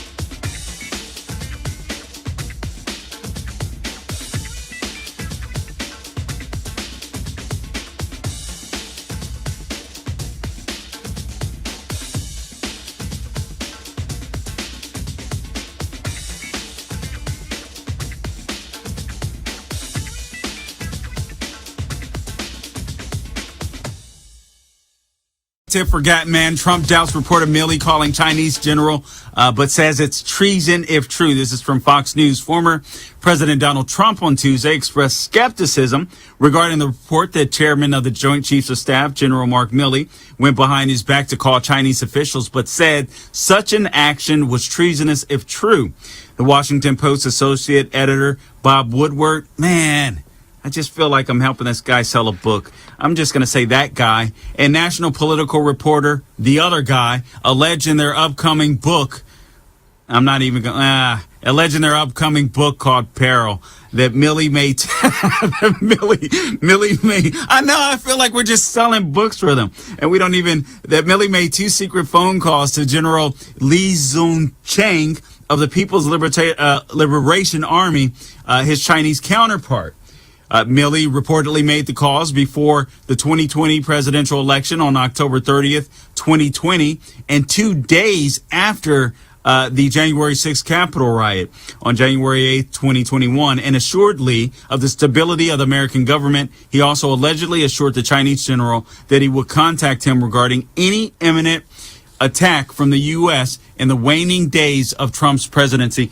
Every time I see General Milley, doesn't he remind you, you know that, I don't want to say the name of the insurance company, but they have the, I guess you almost have to say the name. They have the general as he just reminds me of a cartoon character. And it's so fitting. So first off, this quote from Trump. So first of all, if it is actually true, which is hard to believe, that he would have called China and done these things and was willing to advise them of an attack or in advance of an attack, that's treason. Trump told host Sean Spicer on Spicer and Company. He said, I've had so many calls today saying that's treason. Number one, acknowledging he was tough on China regarding trade and COVID-19. He went on to describe the idea that he would unilaterally attack China as totally ridiculous. And we know this is totally ridiculous because Trump didn't want to go to war. He wanted to get us out of wars, and he wanted to be, and he was proud of being the president that hasn't taken us to war in quite some time. Whether you agree or disagree with that angle. So it's just all skeptical, but we'll have to wait and see. However, another headline, Milley spokesman defends call with China as vital to avoiding unintended consequences or conflict. So maybe it is true. We'll go into this on the other side of break. More of Milley and what can we do? The 7 rules of social change. Guys, we can fight back. We can take this country back, and we're going to do just that right here on the Larry Elder Show. Don't go anywhere. Carl Jackson in for the great Eldersky. We'll be back.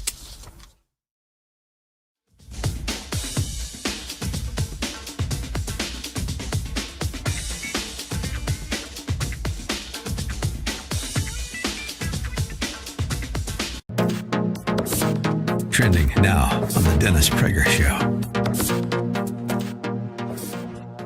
I would like my fellow conservatives, the majority of whom wanted to leave Afghanistan, to be as intellectually honest as I demand the left is. You must say, I am for the Taliban taking over Afghanistan. If you do not say that, you are a conservative who is not being honest. You cannot say, I am for leaving Afghanistan, but I am against the Taliban taking over Afghanistan. Then you are deluding yourself, and a conservative should never do that. That should be the monopoly of the left. It's equivalent to men give birth, okay? To deny that the Taliban, that you are giving Afghanistan over to the Taliban if you leave. Keep up with what's trending. Subscribe on YouTube today. Trending now on the Mike Gallagher Show. I would say that this is now on track, Peter, to be the largest airlift in U.S. history. And that is bringing American citizens out. It is bringing our Afghan partners out. It is bringing allies out. So no, I would not say that is anything but a success. Okay. As the kids would say, OMG. Yeah, we have an extensive vetting process. Sure we do. I've been to the border, lady. No, you don't. No, you don't. But again, back to Kamala Harris. There she is trying to escape this mess by hiding out in Singapore. But there are reporters there, too. To that end, we have seen a successful drawdown of the embassy, and thankfully, without any American casualties. We have seen thousands of people who have been evacuated from the airport in Afghanistan, where the United States military doing very hard and difficult work. It's very difficult to get all those Afghans out of Afghanistan. Again, let me read the numbers to you. This was leaked, and it's on the Federalist. We've got the whole article posted at MikeOnline.com. According to this leaked information from the U.S. State Department, the evacuation numbers, within 15-hour period of time, August 23rd, midnight to 3 p.m., the United States evacuated a total of 6,916 people. Only 483 were Americans. The vast majority were Afghan nationals, 6,425. Keep up with what's trending. Subscribe on YouTube and at rumble.com. Trending now on the Charlie Kirk Show. Afghanistan continues to be a mess, and Americans are stranded in Afghanistan, and our government is uncertain what to do. We have some exclusive frontline updates from Afghanistan to share with you, including how private contractors and private citizens are stepping up and doing the job that our government refuses to do. And also, we're going to go into great detail all of the weapons that we have left behind in Afghanistan. And it's not just bullets and guns. It is some of the most sophisticated, top-level weaponry. We're going to get into all of that and the cost associated with it. Keep up with what's trending. Subscribe on YouTube and at rumble.com.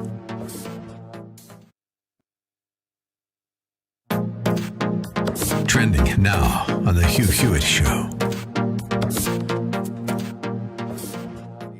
Jen Psaki, the pressure is getting to her, questioned by Peter Doocy, a famous clip already, cut number 11. But does the president have a sense that most of the criticism is not of leaving Afghanistan, it's the way that he has ordered it to happen by pulling the troops before getting these Americans who are now stranded? Does he have a sense of that? First of all, I think it's irresponsible to say Americans are stranded. They are not. We are committed to bringing Americans who want to come home. We are in touch with them via phone, via text, via email, via any way that we can possibly reach Americans to... Jake Tapper thinks they're stranded on CNN, cut number 4. Look, I understand that people are working long hours in the White House, the National Security Council, State Department, Pentagon, and over in Kabul to get Americans out of that country. And I understand the White House wanting to reassure the nation that all Americans will ultimately be evacuated. But there are no doubt Americans who feel stranded in Afghanistan right now. Of course there are. It's absurd for the White House, and it tells you something about Joe Biden. Britt Hume was on with our friend Guy Benson on his radio show yesterday, said this, cut number 1. But anybody who ever heard him speak for any length of time could tell this guy, this was not the sharpest knife in the drawer. And, he could talk forever and was famous for it. But you never had the sense that he was terribly smart. And on top of that, now he's manifestly senile. And between those two things, this is a man with very, very severe limitations who is well too old, in my opinion, to be the President of the United States. Keep up with what's trending. Subscribe on YouTube and at rumble.com.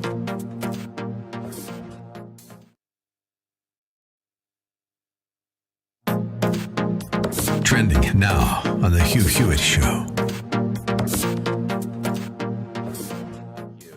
Whoever in the White House decided it would be a good idea to try and get everyone out by September 11th, 2021, and thinking that that would be some positive PR win for the United States should be fired, because that's a huge, huge propaganda win for the Taliban. And now it's also put us in the practical position on the ground of being entirely dependent on the largesse of the Taliban to get our people out. And I guarantee you, we're going to leave thousands of people behind. And that's unacceptable for the United States of America. Congressman Gallagher, I'd like to point to 2 lies. The first lie is that we were obliged to leave by May 1. The Taliban broke the agreement at least as early as March when they attacked Forward Operating Base Chapman and wounded 7 Americans. So they violated the agreement. We're already beyond the May 1 deadline. There is no agreement, and there is no need to go. Secondly, there's a terrorist threat. Every American who's been in Afghanistan, including you, has been under a terrorist threat whenever they have been there. We've got 6,000 of our finest Marines in the 101st Airborne.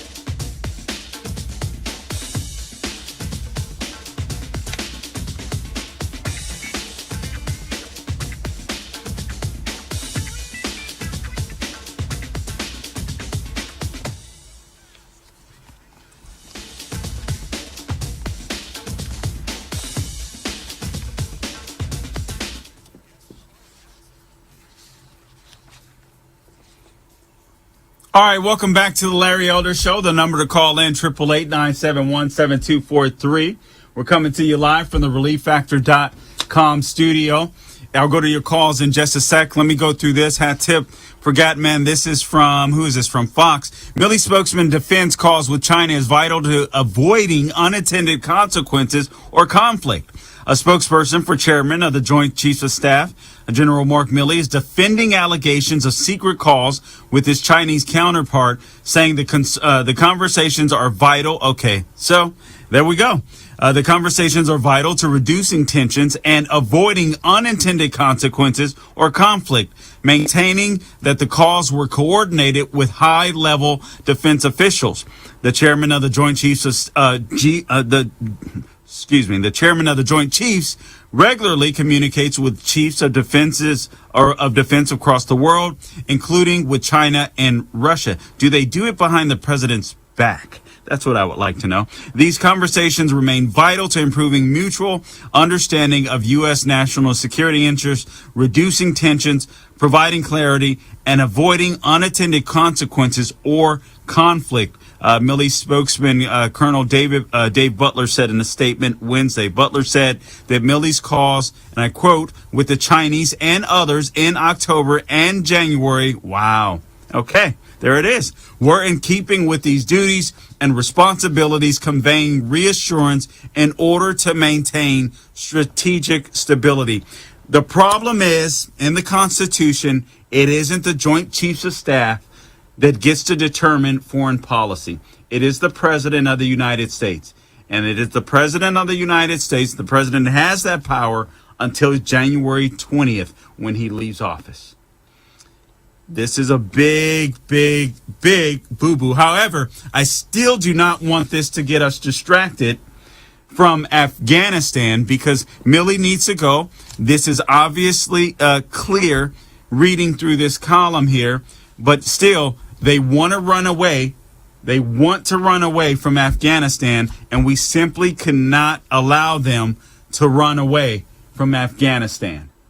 So let's just keep that in mind. And then I got some stuff I want to share with you about Nicki Minaj because this is insane. I didn't even expect to be talking about this, but apparently, I mean, it's on like Donkey Kong when it comes to Joy Reid and Nicki Minaj. John, where was that? What were the two guys talking about? Where were they from? Trinidad and Tobago. The leaders, right? The leaders of Trinidad and Tobago are in on the Nicki Minaj and Joy Reid conversation.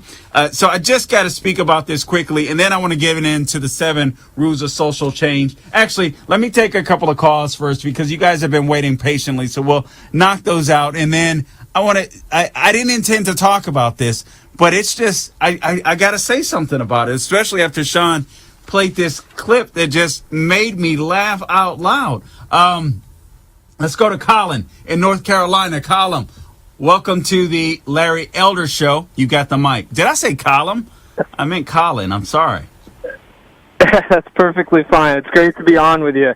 So the reason I'm calling is I am a archaeology student at a college in Western Carolina.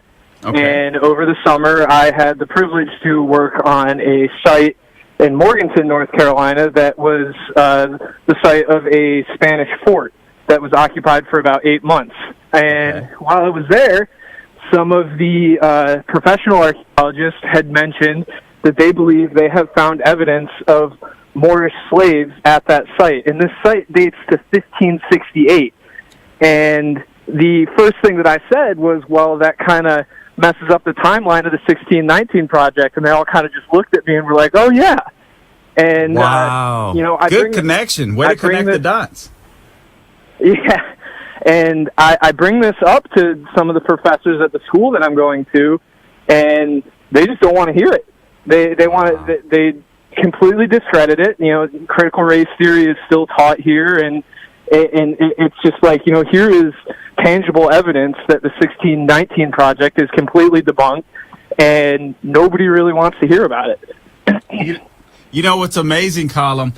Colin, I'm sorry. Why do I keep doing it? Mary Graybar, the author of Debunking the 1619 Project, she talks about how there were professors around Hannah Jones that were initially fighting back against this nonsense, but eventually they capitulated because they just got so much peer pressure to do so. So unfortunately, you have to go through that in college. But it sounds like you have your head on straight. So I'm glad that you're there and sharing truth to people and preventing evidence. Great call, Colin. Yeah, thanks. Yeah, thanks, Sean. Sean is just trying to play with my mind. All right, let's go to Steve in Atlanta. Steve, welcome to the Larry Elder Show. You got the mic. Mr. Jackson, thanks for taking my call. Appreciate you. Absolutely, thank you. You're doing a great job, man. Since the first day you started, it seemed. I know it's probably not true. You seem like you were a little nervous, but now I think you really just done explosively. You know, Thank you. You're doing great. Thank you. I appreciate it. You earned it. Thank you. You mentioned a little while ago that you thought that we can't take our eyes off of Afghanistan, and I think that just once a day, you can't take your eyes off of election fraud. And just hear me out if you don't mind. Over a billion views. Oh, I can't believe it. Over a billion views within 48 hours. Within 48 hours, a billion clicks. And that was the 48-hour symposium on election fraud. And it was to direct you to the videos. He has the videos. If you just Google, that's what I want you to say every day.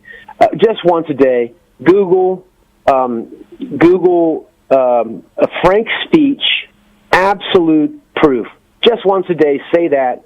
Google frank speech, absolute proof, and you'll be turned on to 5.5 hours of video with people. Like one of them is an MIT professor. Steve, let me say this real quick. Let me interrupt. You don't have to convince me of that. I love Mike Lindell, and I am convinced of that, and I will tell people to pay attention to election integrity. And quite honestly, I mean, there's people like you and I that believe a lot of chaos and happened during the election. But regardless, going forward, we're going to have to figure out how to fix that, and we're going to have to call our state legislators. The thing that I want to make apparent, I'm putting out signs all over Atlanta, my own dime, is China stole the vote by hacking into the machines. And we need to make it so that these machines, if they don't allow us to look into the machines and look into the coding within each and any machine that we want to, every state should have that ability. If the manufacturers of those machines, which are not U.S. manufacturers, don't allow us to do that, we can't use those voting machines, period. We just can't use them. Steve, here's what I want you to do. We're just running out of time. I want you to call your state rep, your state senator, and I want you to constantly say that to them. That's where it's going to make a difference. Everyone knows Georgia is a red state. There's no way we should have lost Georgia. So I would encourage you to direct those calls to your state reps, your state senators, because you're right. Election integrity is extremely important, as is the border, as is inflation. But this story with Afghanistan has touched people, liberals, conservatives alike, and I know the left is trying to run away from it because this is when their polls began to drop precipitously. So we need to make sure that we stick it to them. Anyway, this is Carl Jackson in for Larry Elder. We'll be back.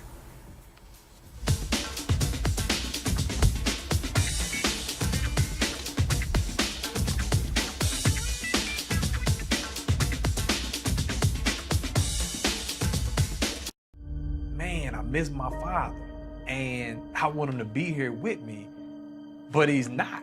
We all had something in common. A lot of us were miserable. We had no fathers in our lives. This is how I began the life of crime. I desired to have a father who would tell me that what I did was wrong. Look for Salem Now in the App Store or go to salemnow.com. I think this family can pick you up every time you fall. Every time I take one step forward. When Wright came in this morning, he wants to fight you. No one expected this out of him. Look for Salem Now in the App Store or go to salemnow.com. I grew up poor, which is even worse than being poor.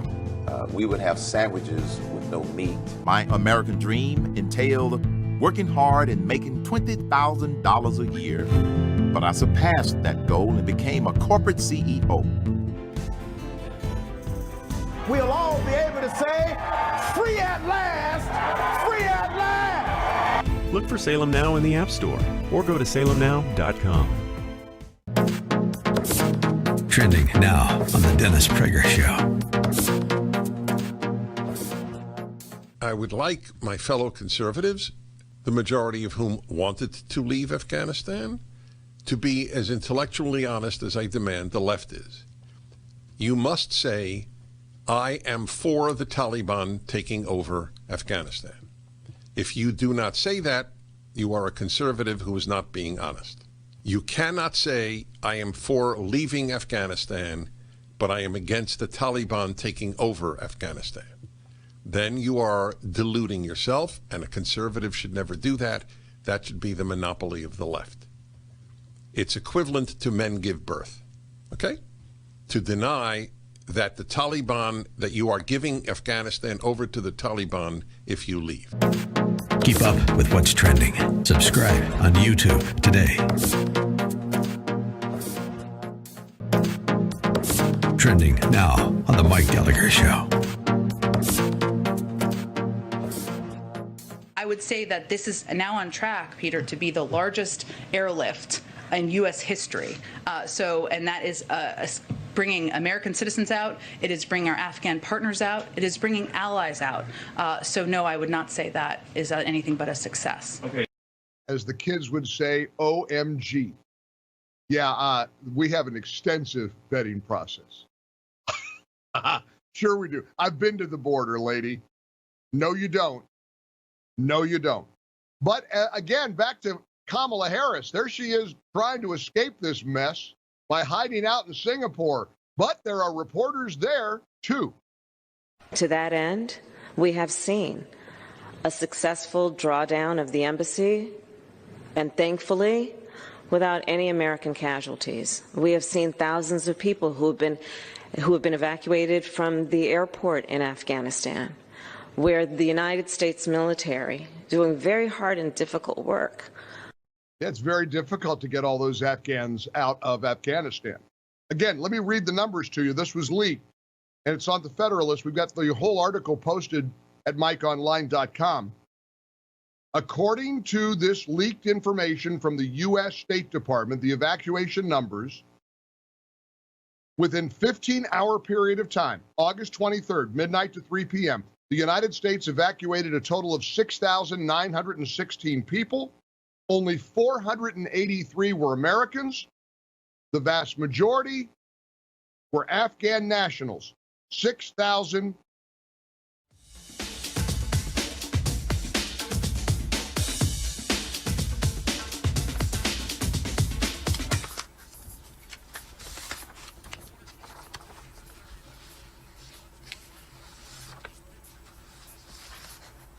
Hey, welcome back to the Larry Elder Show. This is your special guest host, Carl Jackson, filling in for the great Eldersky. Shortly, we're going to be getting to the 7 rules of social change.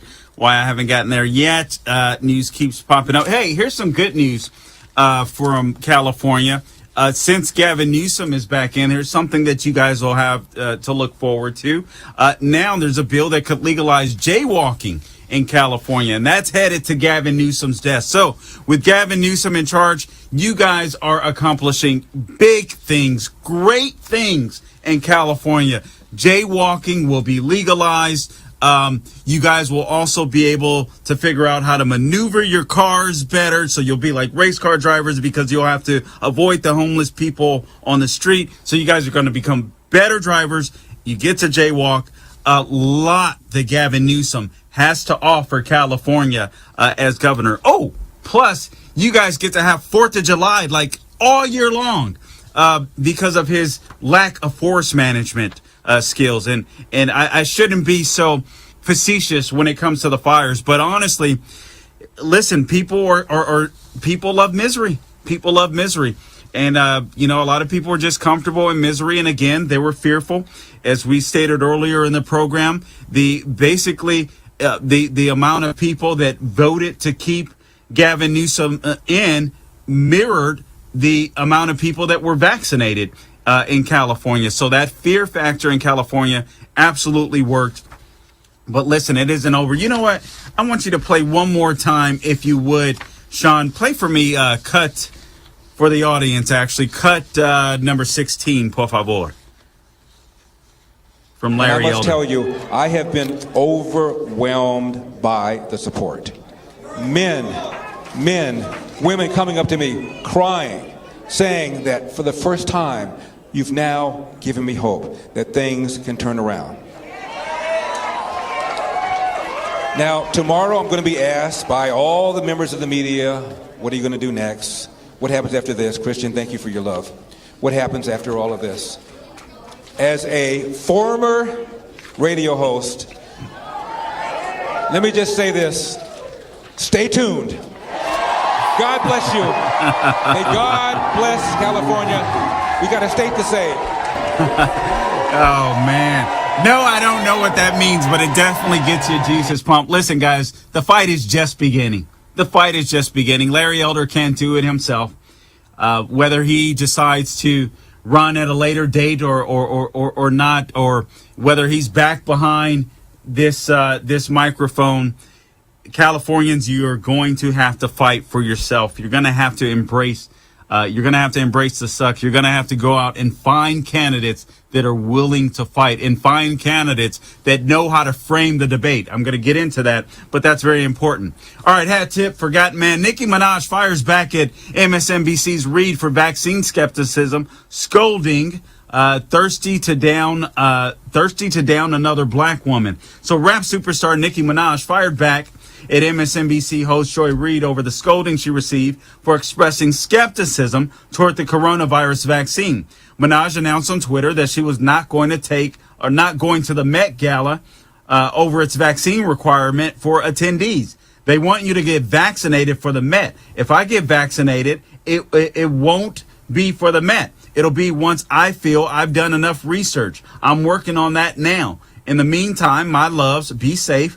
Wear the mask with 2 strings that grips your head and face, not the loose one, not that loose one. She later tweeted about her cousin in Trinidad who is refusing to take the vaccine because a friend of his claimed his testicles became swollen and oh my God, this is unreal, and became impotent as a result of getting the shot, causing his fiance to call off their wedding. So she says, so just pray on it. Oh my God.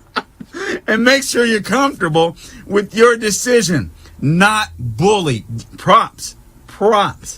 None of the vaccine skepticism sat well with Read Out hosts who condemned the rapper on air. You have a platform. Sister. You see what she did? You see what Joy Reid did? Hey, sister. Hey, you're black like me. You better think like me. See what she did? That's mind tricks. That's what Joy Reid was trying to do. Automatically, right off the bat. That is 22 million followers. Okay, a little condescending. I have 2 million followers. You have 22 million followers on Twitter. Reid told Minaj, for you to use your platform to encourage our community to not protect themselves and save their lives. My God, sister, you can do better than that.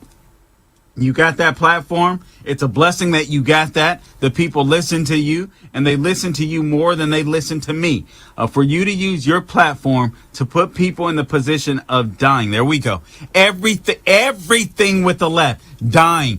99.5 or higher percent survivability rate. But Joy Reid, who apparently can't read research, says Nicki Minaj is putting people in the position of dying from, and I quote, a disease they don't have to die from.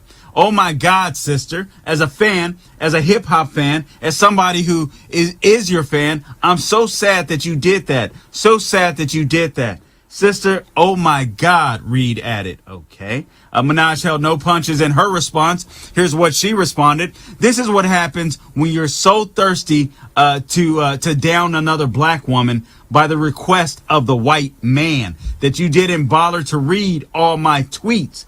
My God, sister, in caps, do better. Imagine getting your dumb A on TV a minute after a tweet to spread a false narrative about a black woman. The rapper went on to call Reid an Uncle Tommyanna and a lying homophobic C-word, invoking the MSNBC's host old blog that had a trove of, I don't like using the term homophobic, but for the sake of the column, I'll use it, of homophobic and offensive posts. I think the word homophobic is stupid. It's just, it makes no sense. Who fears homosexuals? It's just like just what the left does. It's one of those things that just drives me nuts. Nicki Minaj goes on to say, I guess I can join in the reindeer games too, right? People can go on TV and lie on me. I can report on them too, right? Minaj tweeted, doesn't have to be truth. It can be half truth. Minaj also shared a screenshot of a tweet Reid wrote nearly a year ago expressing doubt in the vaccine. I love it. Under President Trump, writing, who on God's green earth would trust a vaccine by the U.S. FDA? Uncle Tommyanna, Minaj says, asks who on earth would trust the U.S. FDA. Busted! Busted! Joy Reid is straight up busted. I've become a Nicki Minaj fan, at least for this evening. Good, good. I believe honestly, that's how we're going to win, people. That's how we're going to fight. Now, listen, obviously, Nicki Minaj is no conservative, but we have to use the same tactics. Throw it right back in their faces. We can't be scared to take America back. It's going to be uncomfortable, but we've got to embrace the suck if we're going to take America back. This is Carl Jackson, in for the great Eldersky. We'll be back in a few.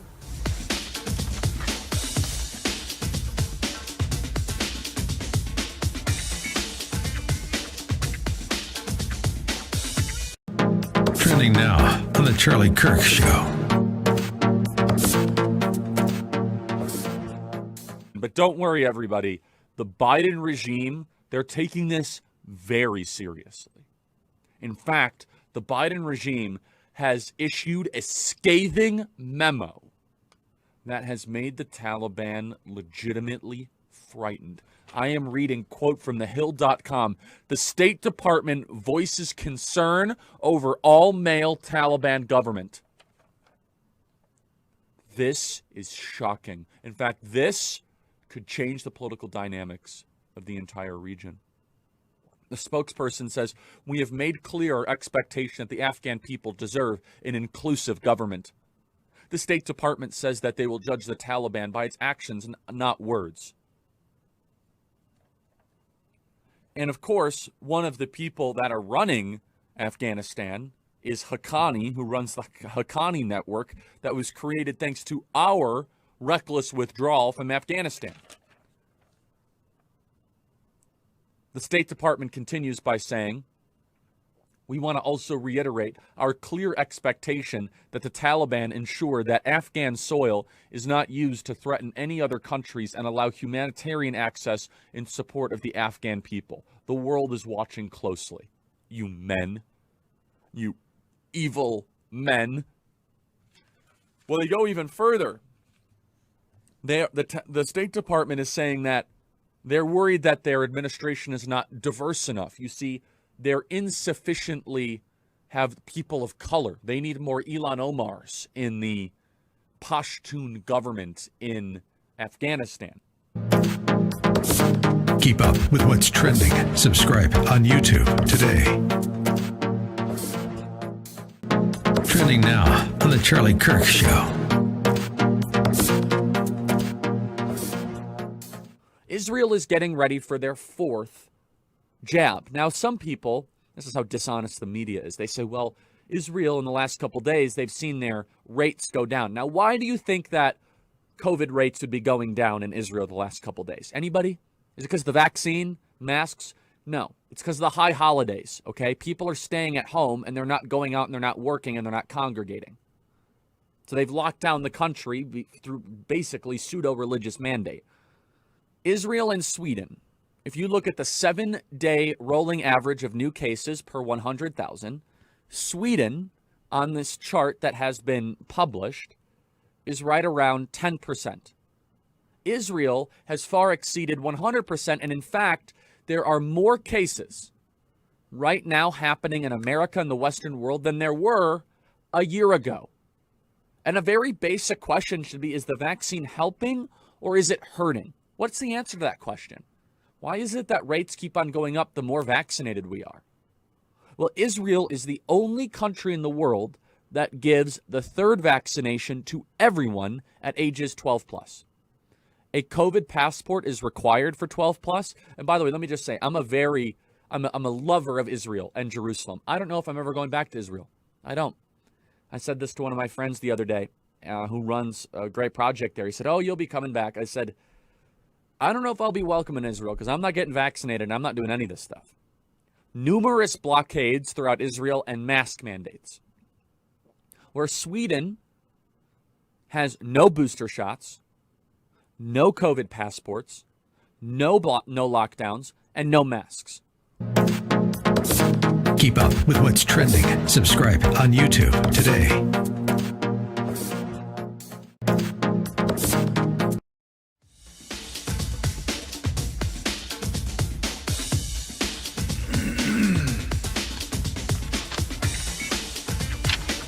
All right, welcome back to the Larry Elder Show. Let me play this audio clip for you because we've got to end this debate between Nicki Minaj, or this back and forth between Nicki Minaj and Joy Reid. We're going to settle it. We've got the big dogs involved in this. Let's go ahead and play the clip. Sean.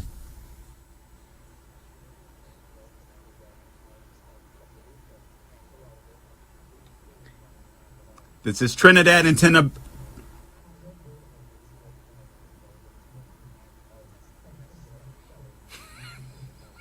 Oh my.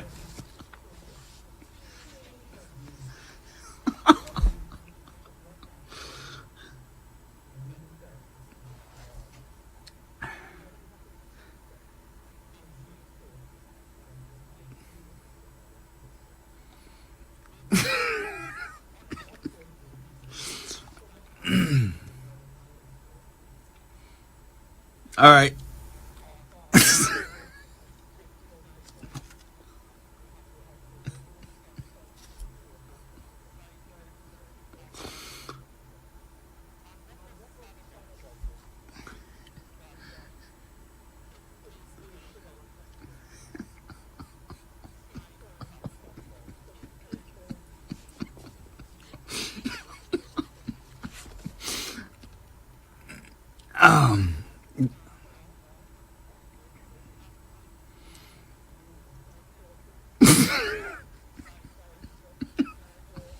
Event of testicular swelling in Trinidad, or I dare say, Dr. Hanks, anywhere else? None that we know of anywhere else in the world. Okay. So those are the, excuse me, those are the leaders of Trinidad and Tobago. And I don't know how they were going to check this. I have absolutely no idea. I don't know if they were just going to walk through the streets and just be like, his pants are not bulging. Let's move on to the next guy. I don't know how they're gonna check this, but anyway, Nicki Minaj and Joy Reid, apparently the leaders of Trinidad and Tobago, are trying to settle it and trying to figure it out. So they're on the case. For all of you guys in Trinidad and Tobago, just be careful in case they search for you. I don't know if you have to wear baggy pants or whatever, but yeah, that's insane. But that's Trinidad and Tobago. So anyway, we appreciate the laughter, we appreciate the fun. Let's take a couple of quick calls, and then absolutely no reported such side effect or adverse event of testicular swelling in Trinidad, or and then who would tell them? Who would tell? People would be so embarrassed. Who would tell them? Anyway, let's go to Cyrus in the Bay Area. Cyrus, welcome to the Larry Elder Show. You got the mic. Right on. Thank you very much, Mr. Jackson. Absolutely. I just wanted to say last night was a very difficult night for most Californians. At least I could speak for myself. But like Mr. Elder said, we may have not done too well in this battle, but we could still win the war. Just keep your head up, everyone. God bless America. All right. Thank you, Cyrus. I appreciate you being out there. Let's go to John in Orange County, California. John, welcome to the Larry Elder Show. You've got the mic. Hey, yeah, thank you very much. And I just want to express that how proud I am of Larry running and trying to make some good changes in California. And I wish I was here to talk on the phone today, but I hope that he didn't concede. Is that the case? Yeah. He conceded the race. Yeah, as far as I know, he has conceded the race, and we played plenty of audio clips from him in the first hour of the program. So perhaps you can check the podcast. But he made some very promising statements, and so I would say go back and listen to the first hour if you can. But listen, he said the fight isn't over. He said that they lost the battle, but right. Gonna win, you guys will win the war. Listen, so keep your head up. I know it's deflating. I know it's deflating right now, and I completely understand that. But guys, I'm telling you, the fact that they had to bring Biden, Kamala Harris, Bernie Sanders, Barack Obama, Elizabeth Warren, get all of them involved in California tells you they knew that it was a possibility that Gavin Newsom could go down. And of course, they spent what, 75 million, 80 million bucks on ads and all this kind of stuff. So listen, it was a great fight, and I'm telling you, guys, start winning at the local level, paying attention to politics, get involved in Fix California, and you can do a lot of good. I don't believe the fight is over. Quite frankly, I believe the fight in California has just begun. Let me talk to you about Pure Talk USA.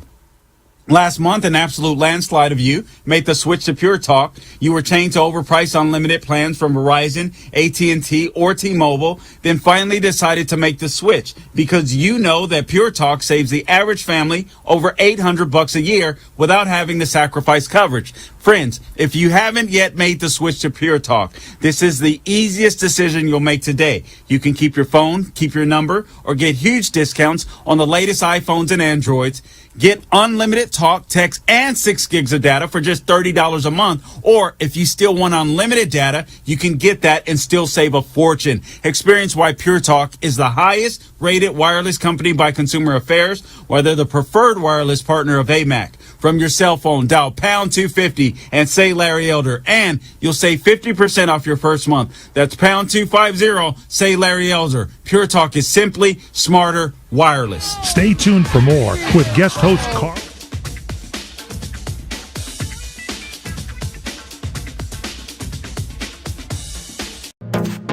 Trending now on the Charlie Kirk Show. How is it possible that Joe Biden let this happen? Was this intentional? Did he want our enemies to have it?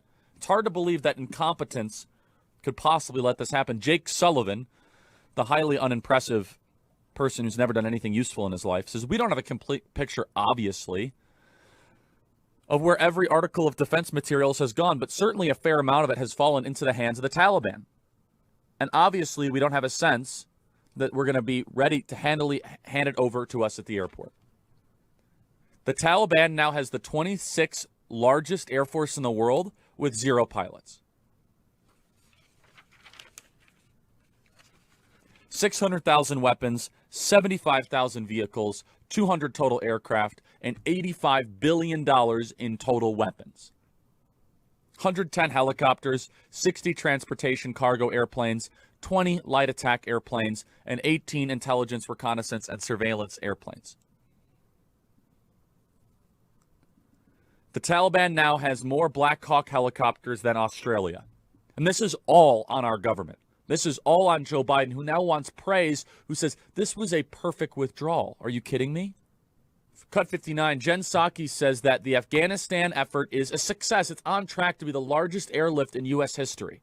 Say that this is now on track, Peter, to be the largest airlift in U.S. history. And that is bringing American citizens out. It is bringing our Afghan partners out. It is bringing allies out. So no, I would not say that is anything but a success. Anything but a success. Keep up with what's trending. Subscribe on YouTube and at rumble.com. Trending now on The Hugh Hewitt Show. I think this is a crisis that we haven't faced since 9/11. I think it's worse than 9/11 because we ran towards the danger and tried to save people, then now we're abandoning them. Is the president going to stick with this? It seems like the president is doubling down. And what is shocking to me, we had a brief with Secretary Blinken, Secretary Austin, General Milley, etc. And there was very strong bipartisan pushback on the August 31st deadline. In fact, some of the strongest statements pushing back on that came from my Democratic colleagues, particularly those who are veterans who've served in Afghanistan and in uniform in other parts of the world, were very forceful in telling the administration to their face that this is a disaster. And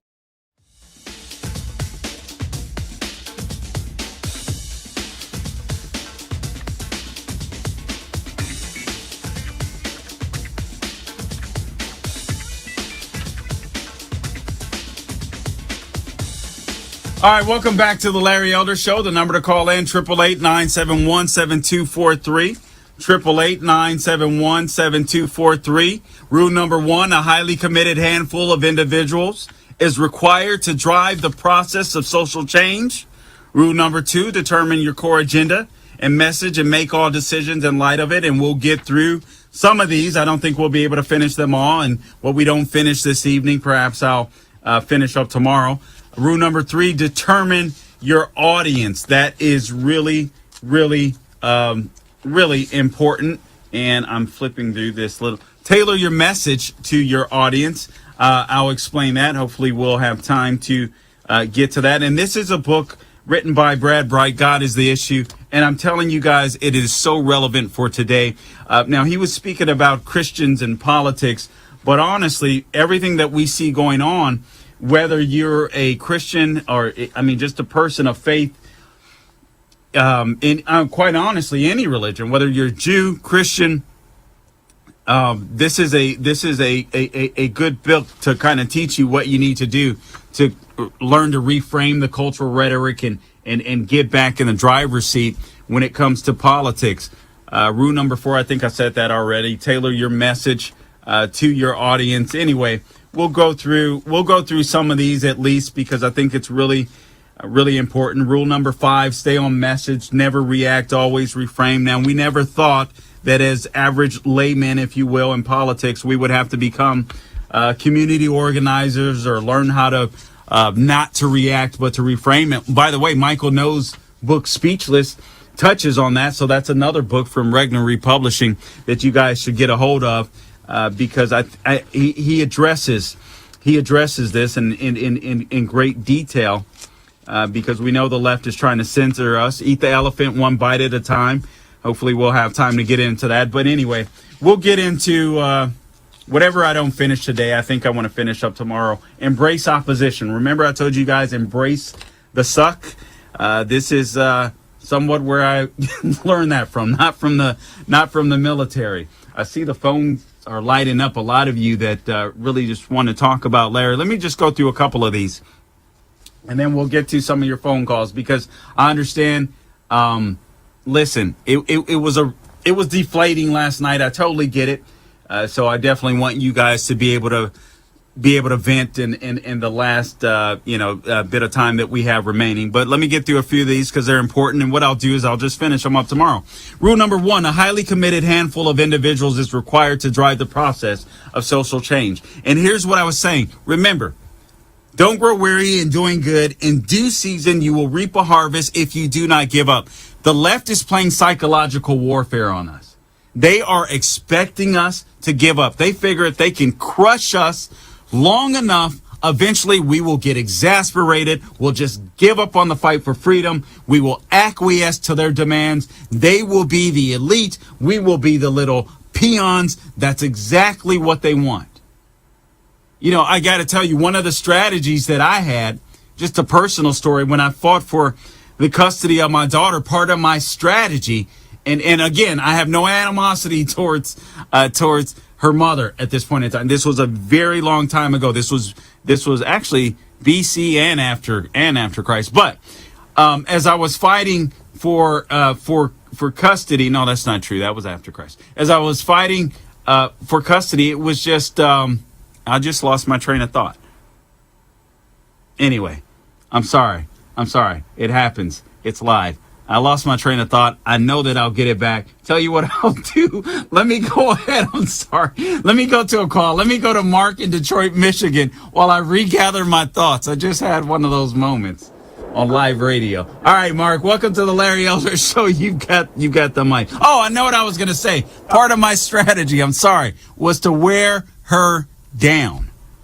And I know that sounds crazy and that may sound mean, but that is part of the fight. And the left understands that. And I can tell you that I was ghetto fabulous. And for whatever reason, I knew that. It's not for whatever reason. People in the streets get this. Here's the advantage that I believe the left has over the right. The left gets street warfare. It's all they know. They apply it to politics. They apply it to every aspect of life. And we're dealing with people. We want to deal with people on the right. Or we want to deal with the left like we're dealing with people on the right, and it is never going to happen that way. We have to embrace some of their tactics. Let's go ahead and go to Mark because I called him, and I'll finish up on this point. Mark, welcome to the Larry Elder Show. You got the mic. Thank you, Carl, for taking my call. Carl, Absolutely. just wanted to first of all say how proud I was of what an excellent job Larry did with running his campaign. He was super clear. He had concrete strategies that would solve all of the issues that the Californians face. And this is not a defeat. This is the first step in supplanting this demonic system, that stronghold that's taken over California. This is just the first step. We're going to get there.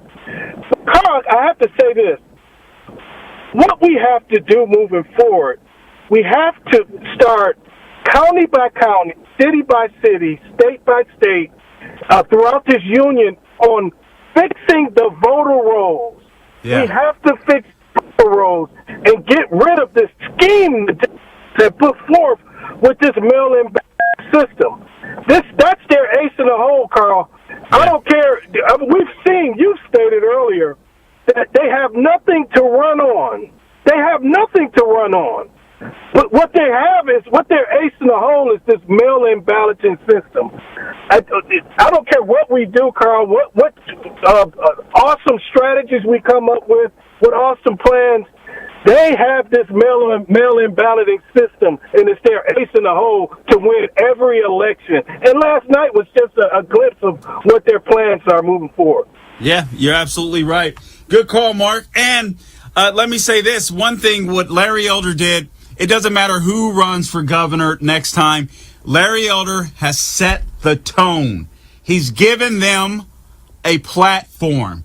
Go after the policy. Republicans, stop attacking each other. For God's sake, go after Newsom. Talk about policy. Connect the dots between Newsom and his bad policies and how conservative policies are better. People are going to be able to see this in the next year. I guarantee it. It's Carl Jackson in for Elder. We'll be right back.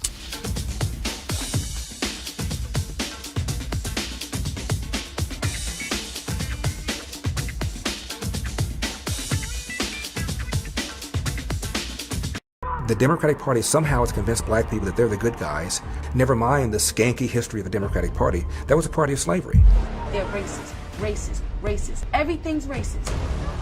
Look for Salem Now in the App Store or go to salemnow.com. Streaming on Salem Now. Tesla was a genius. His most amazing discoveries thought to be written in a lost journal. Now, in the right hands, it could revolutionize the 21st century. You can stop an earthquake. Doesn't that mean you could start one too? That's why that notebook should never fall into the wrong hands. Shall we stop this thing? Save the universe!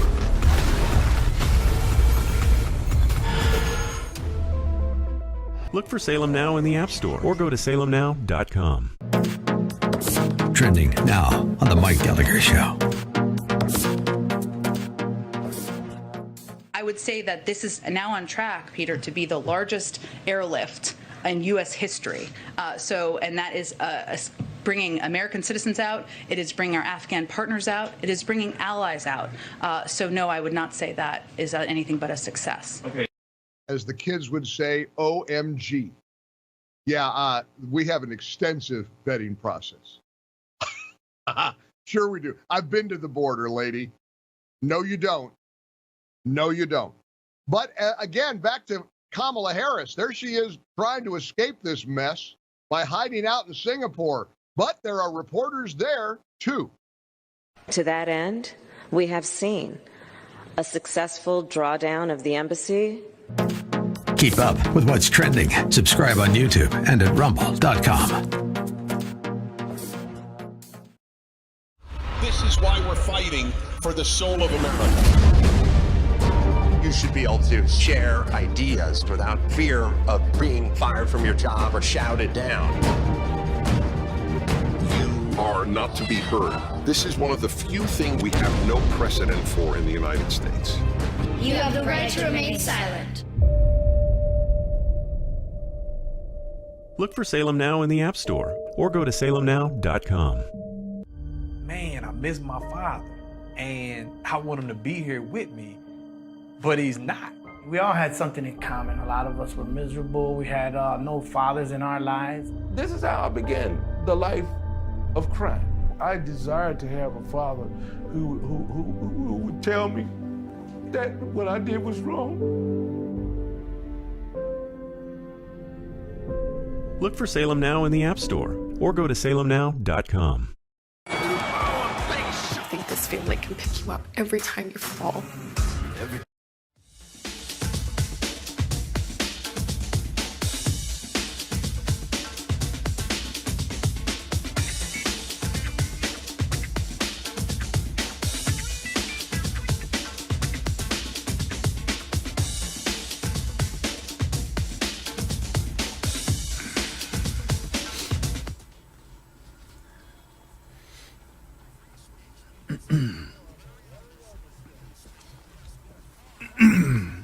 All right, so I'm going to go through rule number 1. I'm going to finish this up tomorrow because I think it's very important. I just don't want to be on the air talking. I want to fight. I want to save America. I want you to do the same thing. And then I'm going to go through your calls, but it's going to be rapid fire. So I'm going to ask you guys to be quick. Number 1, a highly committed handful of individuals is required to drive the process of social change. Only a relative handful of people is required to move the thinking of the broader culture if that group is highly committed to its cause. But they must be willing to sacrifice everything if the need arises. This seems to be what the history books indicate. Our founding fathers understood this principle. All 56 of the men who signed the Declaration of Independence knew that they might well die a traitor's death. 9 of their rank did die during the Revolutionary War. 5 others were captured and tortured by the British. 12 lost their homes. 17 lost their fortunes. 2 lost their sons. Despite all this, not a single one defected. I'll go in deeper tomorrow. I will talk to you about William Wilberforce as well, a hero of mine. So we'll talk about that tomorrow. I'm going to go through your calls pretty quickly here. Let's go to Alan in Philadelphia, Pennsylvania. Alan, welcome to the Larry Elder Show. You got the mic. Carl, thanks. I'll be really quick.